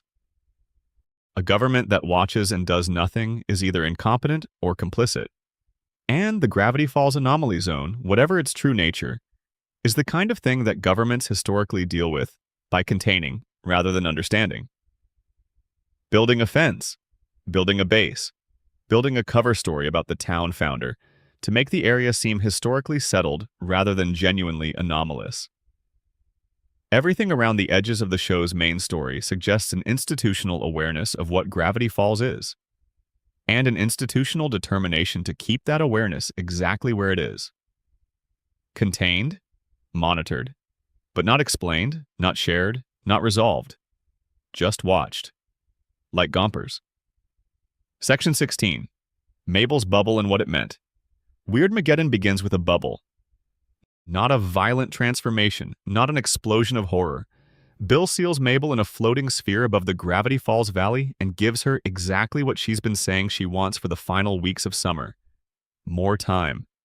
A pocket dimension shaped like an eternal sleepover. An endlessly extending summer where it's always warm and the craft supplies never run out and nobody has to grow up or say goodbye or watch the summer end. This is Bill Cipher being genuinely, profoundly perceptive in the most disturbing possible way. Mabel's anxiety going into the finale is about endings. She knows the summer is almost over. She knows Dipper is considering staying with Ford as an apprentice rather than going home. She's terrified of growing up, of the specific grief that comes when something wonderful ends. The last day of summer, the last moments of childhood, the turning of seasons that happens whether you're ready or not. This fear is real, it's earned, and it's something that the show treats with genuine compassion throughout the series. Mabel's big personality, her enthusiasm, her commitment to joy and friendship and color, it's not just a personality trait. It's also a response to the awareness, somewhere underneath all the glitter, that time passes. Bill puts her in a bubble where time doesn't pass, where summer never ends. And it's not presented as a trap immediately. It's presented as a gift. Mabel is happy in the bubble at first. The rules of the world inside work the way she wants them to. She's the center of a world that constantly adjusts itself to please her. Everything she wants is available. She never has to leave. Except the bubble is still a prison. The happiness in it is recursive and empty. Not because happiness is empty, but because happiness that exists in a closed loop, hermetically sealed from reality, becomes something else. A simulation. Mabel eventually recognizes this, eventually chooses to leave. But the show sits with the bubble for long enough, almost an entire episode, to make the point that even a perfect simulation of what you want is not the same as actually having it. There's a reading of this that connects to the broader mythology of the show. Bill, in constructing Mabel's bubble, was doing what he always does, finding the exact shape of someone's deepest fear and offering them the perfect antidote that's actually a chain. With Ford, it was intellectual isolation, and Bill offered intellectual companionship. With Dipper, it was fear of being inadequate, and Bill offered knowledge and power. With Mabel, it was fear of endings, and Bill offered permanence. Every deal is custom-fitted to its recipient. Every trap is built to specification. But the thing about Mabel's bubble that doesn't get talked about enough is what it implies about Bill's investment in her. He didn't just imprison her. He built her something. He spent effort on her specifically. And the Book of Bill suggests that out of all the people in the Pines family, out of all the people in Gravity Falls, Bill has the closest thing to actual affection for Mabel. Not healthy affection, not human affection. Something between a collector's appreciation and a genuine recognition of someone whose nature resonates with his own. Mabel is chaotic. Mabel is creative. Mabel operates on enthusiasm and instinct rather than calculation. These are, in a distorted way, qualities that Bill values. He's the embodiment of chaos, and Mabel is in many ways chaos's best representative among the humans of Gravity Falls. She throws herself at life with the same disregard for consequences that Bill throws himself at reality. The difference is that Mabel's chaos produces sweaters and friendships and pig rescue operations. Bill's chaos produces apocalypses, but the underlying energy has a family resemblance that Bill apparently noticed. The Book of Bill says he's still plotting ways to bring her over to his side, from inside the Theraprism, which is, depending on your perspective, either very funny or quite concerning.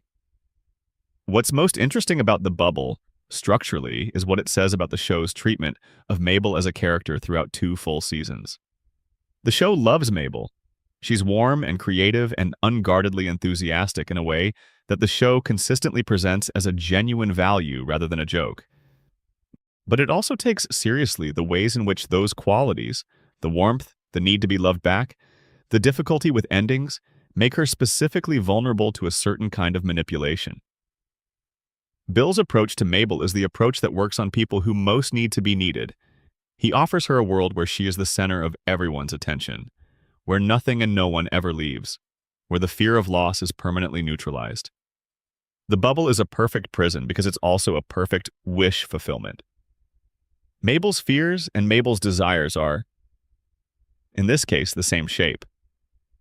The thing she wants most, summer forever, friendship forever, the loop of happiness without the interruption of endings, is exactly the thing that, if given to her without qualification, would be a cage.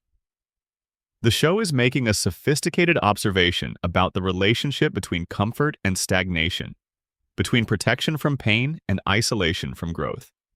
You can have a world without loss, but you can't have it with everything else. The price of a world without goodbye is everything that makes saying goodbye mean something. Mabel's arc through Weirdmageddon is about choosing discomfort over falseness. Choosing to step back into a world where the summer ends because a real summer that ends is more valuable than a fake one that doesn't. That choice is presented as a kind of heroism that the show considers equal to Dipper's fighting and Ford's knowledge and Stan's sacrifice. Choosing reality, even when reality means loss. That's the emotional heart of the finale, and it's Mabel who carries it. Section 17, Gompers the Goat, the strangest unsolved mystery. And now we get to the one the fandom has never let go of, the show's most enduring running joke and its most genuinely inexplicable unsolved mystery. Gompers the Goat, Gompers lives at the Mystery Shack. He eats things. Specifically, he eats things he shouldn't be able to eat. He eats books. He eats pieces of equipment. He eats clothing. In one memorable moment, he eats an entire shirt directly off of Dipper's back. He gets into everything, damages everything, seems specifically targeted in his destruction toward things that would be most inconvenient to lose. He's treated initially as just a goat joke. Haha, goats eat things. This one lives at the Mystery Shack, of course it's chaotic. But then the small details start to accumulate. Gompers appears in the opening credits right at the beginning, eating the corner of the shot. A goat consuming the frame of the show. This is either a cute gag about the Mystery Shack's animals, or it's a visual metaphor that's telling you something about what Gompers actually is. In The Inconveniencing, when Dipper's mind is briefly probed by the ghost of a teenager who can read surface-level thoughts, Gompers is in the background. The ghost's eye passes over him. Something about the goat's presence in that moment made the ghost pause. Maybe nothing. Probably nothing. In Weirdmageddon Part 1, when Bill begins transforming the landscape and its inhabitants, Gompers is in the background of a shot. Not transformed. Not affected. Not petrified or warped or caught up in any of the reality distortion that Bill spreads across Gravity Falls. Just standing there watching, chewing on something as the world ends around him. And then, in the final moments of the show, after Weirdmageddon ends, after the world normalizes, after the twins say goodbye and get on the bus, there's a quick final gag. Gompers eats Stan's fez. The show ends on Gompers, a goat, chewing. Alex Hirsch has been asked about Gompers in multiple interviews and fan interactions. He has never given a straight answer. He smiles. He says Gompers knows things. He says on various occasions that there's a reason Gompers is the last image of the show, and that someday the truth about Gompers might come out. The fandom theories are extensive. The most persistent one, Gompers is not a goat. Or rather, Gompers is not only a goat. He is some kind of supernatural entity that chose the form of a goat for reasons of convenience or concealment. A watcher, an observer, something ancient and aware that has been present in the valley long enough that it's simply accepted as part of the landscape by the time the show's events occur. This theory is supported by the Bill Cipher AMA, a promotional event where Bill answered fan questions in character, in all caps, with his characteristic unhinged enthusiasm. When asked about Gompers, Bill said something to the effect of, "There are things in Gravity Falls that even I don't fully understand." And given that Bill has existed for over 1 trillion years and has a working knowledge of most of the supernatural entities in several dimensions, this is a statement worth taking seriously. Is Gompers the axolotl in disguise? Is Gompers a remnant of a pre-human supernatural presence in the valley? Something so old it predates any of the categories in the journals? Is Gompers just a weird goat and the show is messing with us by leaving it deliberately ambiguous? Nobody knows. And Alex Hirsch, who knows, is not saying. There is one more piece of evidence worth laying out before we move on. In the episode The Inconveniencing, when the ghost teenagers temporarily possess the bodies of various Gravity Falls residents and take over the abandoned dusk to dawn convenience store, there is a brief shot of the store's exterior before the action moves inside. If you freeze frame on the parking lot, there is a vehicle parked to the side. And if you look very carefully at what's in the bed of that pickup truck, there is something that looks very much like a goat. Whether it's Gompers specifically or just any goat, is impossible to verify from the frame quality. But someone on the production team put it there. The other detail that keeps the Gompers theory alive is the question of what exactly happened to the Mystery Shack during Weirdmageddon. Bill's reality warping energy transforms everything it touches. The unicorn hair barrier protects the interior of the shack and its immediate surroundings. That's an explicit plot point. But Gompers is often seen outside the shack, wandering the grounds, apparently not concerned about any of the Weirdmageddon chaos happening around him. Other animals in the show react to supernatural events. Waddles, the pig, responds to dimensional weirdness in several episodes. The deer and the raccoons flee when things go wrong. But Gompers is consistently unperturbed, unaffected, present. If Gompers is something that predates the valley's weirdness, something that exists at the source level rather than the symptom level, then Weirdmageddon wouldn't disturb him any more than a rainstorm disturbs the river that feeds it. He's part of the same system, a watcher, not a victim. And the last image of the show, Gompers chewing, Stan's fez in his mouth, the credits rolling over him, is either the show's final joke or its final statement. Maybe both. In Gravity Falls, both things can be true at once. Section 18. What Ford Saw. 30 years in other dimensions. Ford Pines spent 30 years in the space beyond the portal. Not one dimension, not one parallel Earth, but multiple dimensions, accessed through dimensional rifts that he navigated with something between scientific curiosity and desperate survival instinct. He learned to fight. He built weapons suited to interdimensional combat. He acquired the kind of knowledge that 30 years in impossible places will give you, if you're the type of person to keep taking notes even when you're terrified. And he was terrified. The journals he wrote during this period, not the numbered journals he wrote in Gravity Falls, but whatever he was recording during his interdimensional exile, have never been seen. We get glimpses in the flashback sequences of Season 2. We get hints in the scarred, armored version of Ford that comes through the portal after 3 decades. We get the way he moves now, quick and careful, with the particular alertness of someone who learned that relaxing in unfamiliar environments can get you killed. But the content of what he experienced, the catalog of dimensions he passed through, and the things he found there is largely unshared. There are a few fragments. Ford visited a dimension called Exwilia during his travels, which bears structural similarities to whatever Bill's home dimension was before its destruction. The existence of Exwilia implies that the geometry-based, flat-plane dimensions aren't unique. There's a class of dimension that operates on these principles, a type of cosmological space that produces this kind of life. This is interesting for what it implies about Bill. He's not an anomaly. He's a type. His dimension was one of many such dimensions. The Euclidean massacre was the destruction of one instance of a pattern that repeats elsewhere in the multiverse. Ford's back bears a burn scar in the shape of the interdimensional portal's activation symbol. He acquired it during his time in exile, though exactly how is never specified. The shape of the scar is distinctive enough that Bill Cipher recognizes it immediately when Ford returns. In one of the show's quietly chilling moments, Bill sees the scar and his expression shifts. He knows that mark. He put it there, possibly, or he knows what its presence means about what Ford has survived and where he's been. The interdimensional creatures Ford encountered during his exile are numerous enough that he armed himself specifically for the range of threats he anticipated. He carries weapons that fire in multiple spectra, that work in non-Euclidean spaces, that are effective against beings whose physical laws are different from our own. He taught Dipper some of this about self-defense techniques, awareness protocols, how to tell the difference between a supernatural entity that can be reasoned with and one that can't. He tried to give Dipper in a few weeks what took him 30 years of survival to learn.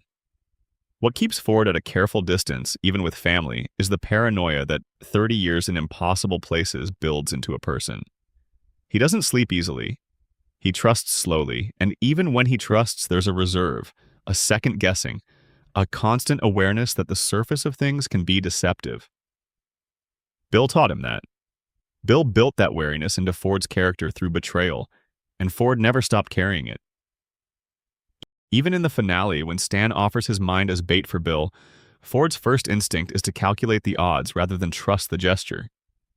He's been calculating odds for 3 decades. He knows the difference between loyalty and strategy. The hug. When they finally resolve things, when the twins bring out memory triggers, the boxing match, the Stan War, the childhood boat, and Stan's memory comes back and Ford is there watching, the relief in Ford is visible and slightly broken. Like someone who stopped expecting something and then got it and doesn't quite know how to receive it. 30 years teaches you to survive without certain things. It doesn't teach you how to stop needing them. There's something worth sitting with in the way Ford carries his memories of his interdimensional exile. He doesn't talk about it much.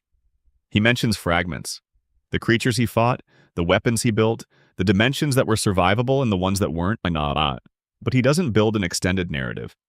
This isn't evasion exactly. It's the particular silence of someone who experienced something so sustained and so extreme that organizing it into a story that makes sense to people who weren't there would take more time than he has. He'd need years just to give Dipper the overview.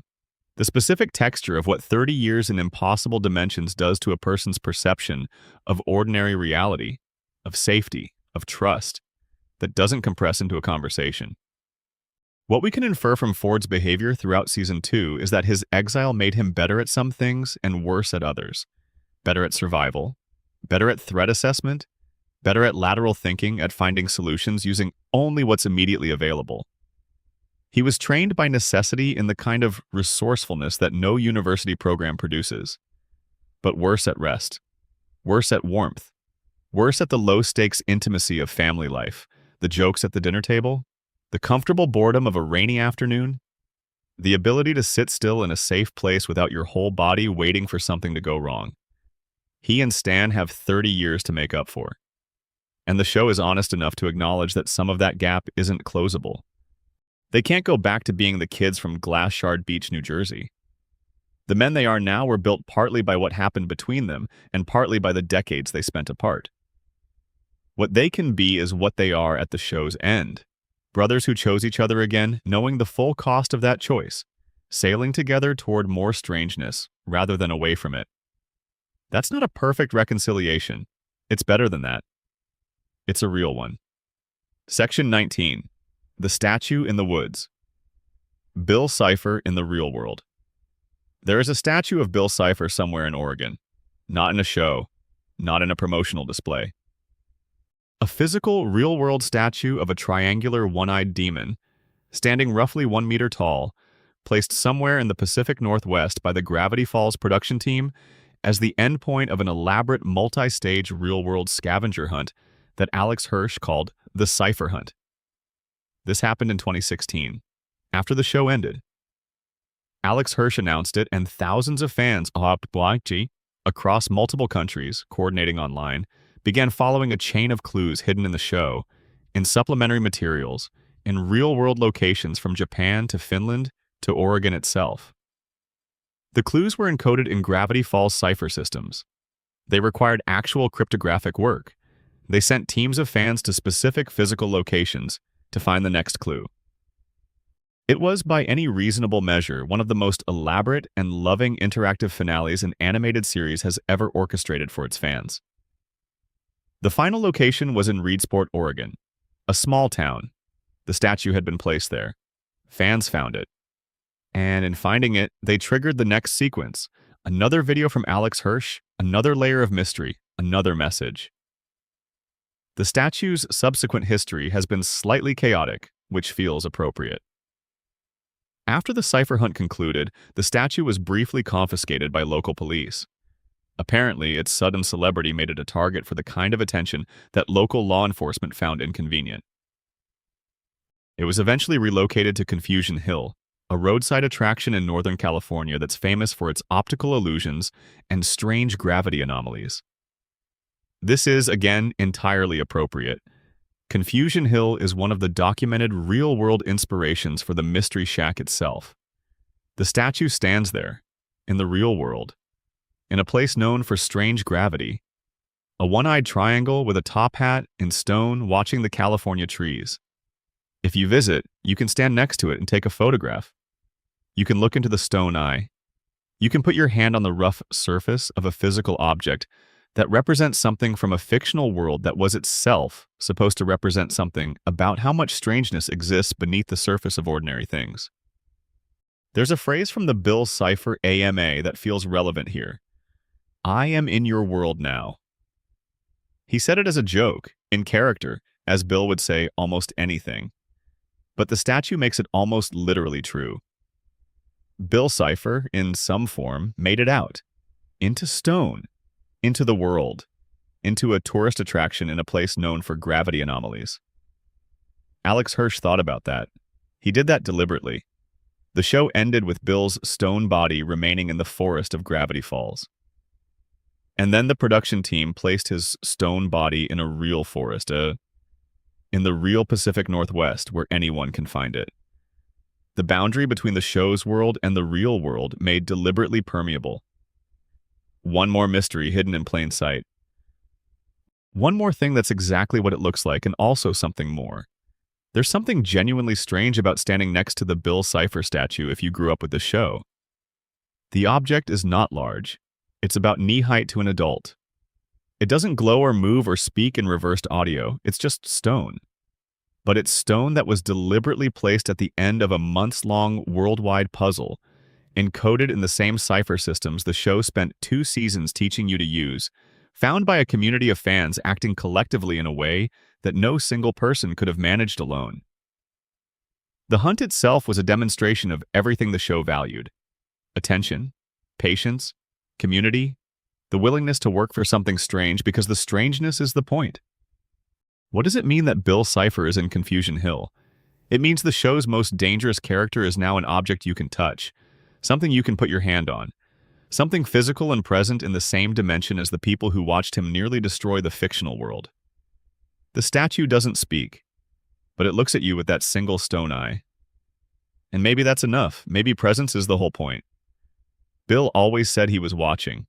Now he's watching from a hillside in California where gravity doesn't work right, which is, honestly, exactly where you'd expect to find him. Section 20. The mysteries that stay. Mysteries. Here's what we don't know. Here's what the show left open, deliberately or otherwise, and what remains open even after the journals and the Book of Bill and everything else. These are the questions that sit at the bottom of everything. We don't know what McGucket saw through the portal. The exact content of the vision that destroyed his mind is one of the show's most deliberately withheld secrets. We know it was bad enough that he quit immediately, drove away, and began erasing his own memory. We know it was significant enough that Ford specifically suspected the portal's true purpose partly because of McGucket's reaction. But what it was, what specific horror lives on the other side of that aperture, the thing that broke a brilliant man's mind in a single moment, is never shown and never described. We don't know why Gravity Falls is the nexus. Ford's research pointed toward an answer, suggested something underground, implied a geological basis for the dimensional thinness. But the specific cause, the thing in the ground, the reason this particular valley and no other has this particular property, is never confirmed. The floating cliffs remain. The compass still goes haywire. Whatever is underneath doesn't have a name. We don't know who Jeffrey Canuck is. His memory tube in the Hall of the Forgotten sits next to McGucket's and Preston Northwest's. The position suggests importance. The name has never appeared anywhere else in any Gravity Falls media. He might be connected to the portal. He might be connected to the government's involvement in the valley.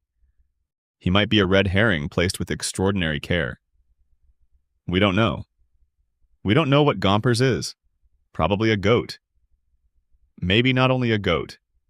Maybe something that has been watching from behind goat eyes for longer than anyone has been paying attention. We don't know what Ford encountered in the dimension that resembles Euclidia. The existence of multiple geometry-based dimensions raises questions about the structure of the multiverse in the show's cosmology that are never explored. Are there other Bill Ciphers? Other Euclidean massacres? Other dimensional survivors with 1 trillion years of grief and power? We don't know what Dipper becomes. Or Mabel? Or Pacifica after her family lost their fortune in Weirdmageddon? Or what Seuss is like as the Mystery Shack's new proprietor, running a tourist trap in a town that now unambiguously has supernatural phenomena worth experiencing. The ending is a beginning, and we don't get to see the beginning. We don't know what happened to the Dimension Rift's residual damage.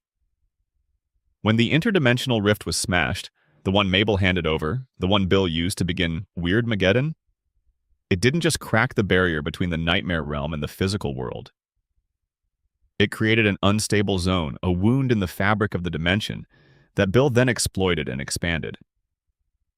When Weirdmageddon ended, when the wave of unreality was pushed back and reality reasserted itself, it's described in the show as something that reversed, but not necessarily something that healed. A dimension that gets torn and then untorn is not the same as a dimension that was never torn. The scar tissue is different from the original. And Gravity Falls, sitting directly over the thinnest point where the tear was widest, would presumably be the place where that scar is most present. We don't know what Wendy does with the information that her ancestor was Archibald Corduroy, that her family has been connected to the Northwest history in exactly the way that the show reveals. Wendy finds out, Dipper tells her in the aftermath, and she reacts with a long, considered silence and then says something like, huh, which is very Wendy. But what does that mean for her understanding of who she is, where she comes from, why she's always been connected to the weirdness of the town? The Corduroys have been in Gravity Falls since before the town was named. They watched a Northwest betray her ancestor and built their life around the town that betrayal helped establish. They cut timber in forests that are full of eyes. They are, in their own quiet way, as rooted in the strangeness of the valley as the Pines family are by the end of the show. We don't know what Dipper's parents make of any of this. They appear briefly, distantly, in the finale, off-screen voices, a bus arriving, the summer ending. Two people who sent their children to spend the summer with a great uncle they apparently didn't know very well, who got back two children who had survived a dimensional apocalypse, encountered a triangular dream demon, decoded a conspiracy that spanned 3 decades, and helped defeat a creature that had been planning the end of the world for over 1 trillion years. Dipper and Mabel can't tell their parents most of what happened. They won't be believed. They'll go back to California and be 12 years old and start 7th grade and carry the weight of a summer that most people will never understand. That's its own kind of mystery. What do you do with a summer like that? How do you hold it without it changing everything else? And we don't know, ultimately, if Bill is coming back. The poem says one way to absolve his crime, a different form, a different time. The Book of Bill shows him in the theraprism, which is where the absolution process has to happen. The absolution requires him to face what he is. And everything we know about Bill suggests that facing what he is the one thing he's spent 1 trillion years avoiding. The axolotl's trial may be the longest run of the show's ongoing narrative. It may take longer than any of us can wait. But the door, per the poem, is open. The condition is stated. The outcome is not fixed. That's not an unresolved ending. That's the show's final, deepest mystery. Not what happened, but what happens next. In a different form, in a different time, somewhere in the incomprehensible future of a universe that contains the axolotl, as well as the nightmare realm, as well as the time baby, who takes 1,000 years to recover from being vaporized, as well as a goat that may or may not be watching everything. Somewhere in all of that, the process continues. The mystery of Gravity Falls doesn't end with the last episode. It expands from it. There's a phrase the show uses at various points that functions almost like a prayer or a benediction. Bill says it. Stan says it. The show puts it in the mouths of characters from completely different philosophical positions. Reality is an illusion. The universe is a hologram. Buy gold. Buy. It's played for laughs, and it's also, if you take it seriously for just a moment, a pretty accurate description of what the show is doing at every level. Reality as presented in Gravity Falls is layered. The surface is the cartoon. Underneath is the cipher. Underneath the cipher is the mythology. Underneath the mythology is the character work. Underneath the character work is the grief. Underneath the grief is love and the fear of loss and the impossibility of protecting the things that matter to you from the simple fact that time passes. The show is a hologram in the sense that it contains more dimensions than it appears to from any single angle. You watch it one way and you see a children's cartoon about summer. You watch it another way and you see a careful document of what it costs to love people.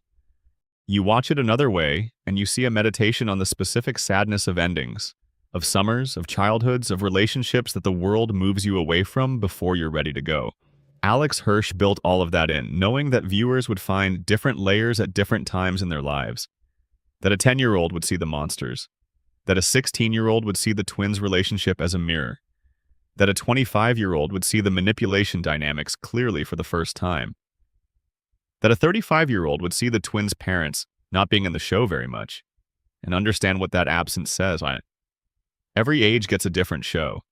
The same 40 episodes, revealing different things depending on what you're ready to understand. That's what the unresolved mysteries are for. Not to frustrate. Not because the writers ran out of time, though they did. But because a mystery that resolves completely stops being a mystery. It becomes a fact. Facts are useful, but they don't live in you the same way a question does. The things Gravity Falls leaves open, Gompers, Jeffrey Canuck, the portal's true origin, the nature of the valley, the axolotl's program, what happens to Mason Pines, those open questions keep the show alive. They give it a reason to exist in your mind after the credits roll.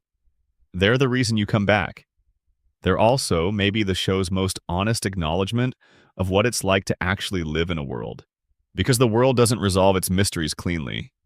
Not the personal ones, not the historical ones, not the ones about why certain places feel charged and specific in a way you can't explain to people who haven't stood in them. You find things in the woods sometimes that don't have explanations and never will. You meet people who are fundamentally inexplicable. You look back at a summer, any period of your life that felt somehow brighter and stranger and more real than ordinary time, and you find that your memory of it has more questions in it than answers. You remember what happened, but you don't always know what it meant. You remember where you were, but not why it felt like that particular combination of magic and grief.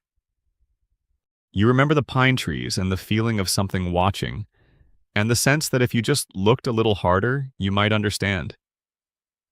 And then the bus comes, and you leave. Gravity Falls is a show about that feeling. It's dressed up in demons and cryptograms and a goat that might be a cosmic entity. But underneath all of that, it's about the impossibility of holding on to the things that matter, and the way the attempt to hold on shapes everything you become afterward. Stan tried to hold on by living his brother's life for 30 years. Ford tried to hold on by pouring his intelligence into a machine that could reach across dimensions. McGucket tried to hold on by forgetting. The Northwest family tried to hold on by locking the gates forever. Bill tried to hold on by refusing to become anything other than what he was, even after what he was burned everything down. And Mabel, who understands holding on better than anyone, ended up choosing to let go. Choosing to let the summer end so that it could mean something. That's the mystery that never fully resolves. Not Bill, not Gompers, not Jeffrey Canuck. The mystery is how you carry something that's over, how you keep it with you without it becoming a cage, how you let a summer end and still have it be, in every important sense, yours. The compass always goes haywire the closer you get to something real. The gravity falls, but it doesn't stop. It keeps pulling. So wherever you are right now, in whatever combination of tired and thoughtful and maybe slightly dreamy that this kind of conversation puts you in, thank you for being here. Thank you for spending these 2 hours in the pine trees with me. If you're still awake, I hope something tonight gave you something to think about in the morning. If you're drifting off, I hope the dreams are strange and warm and full of coded messages you almost understand. If this video was good to you, please like it. It helps more than you know. And if you haven't subscribed yet, please do. There are more towns like this one, more lore worth spending time inside, more questions worth asking in the dark. I'll be here. Sleep well. The compass always goes haywire the closer you get to something real. And remember, the mystery of Gravity Falls isn't solved. It's just paused, waiting for you to go back and look again. Good night.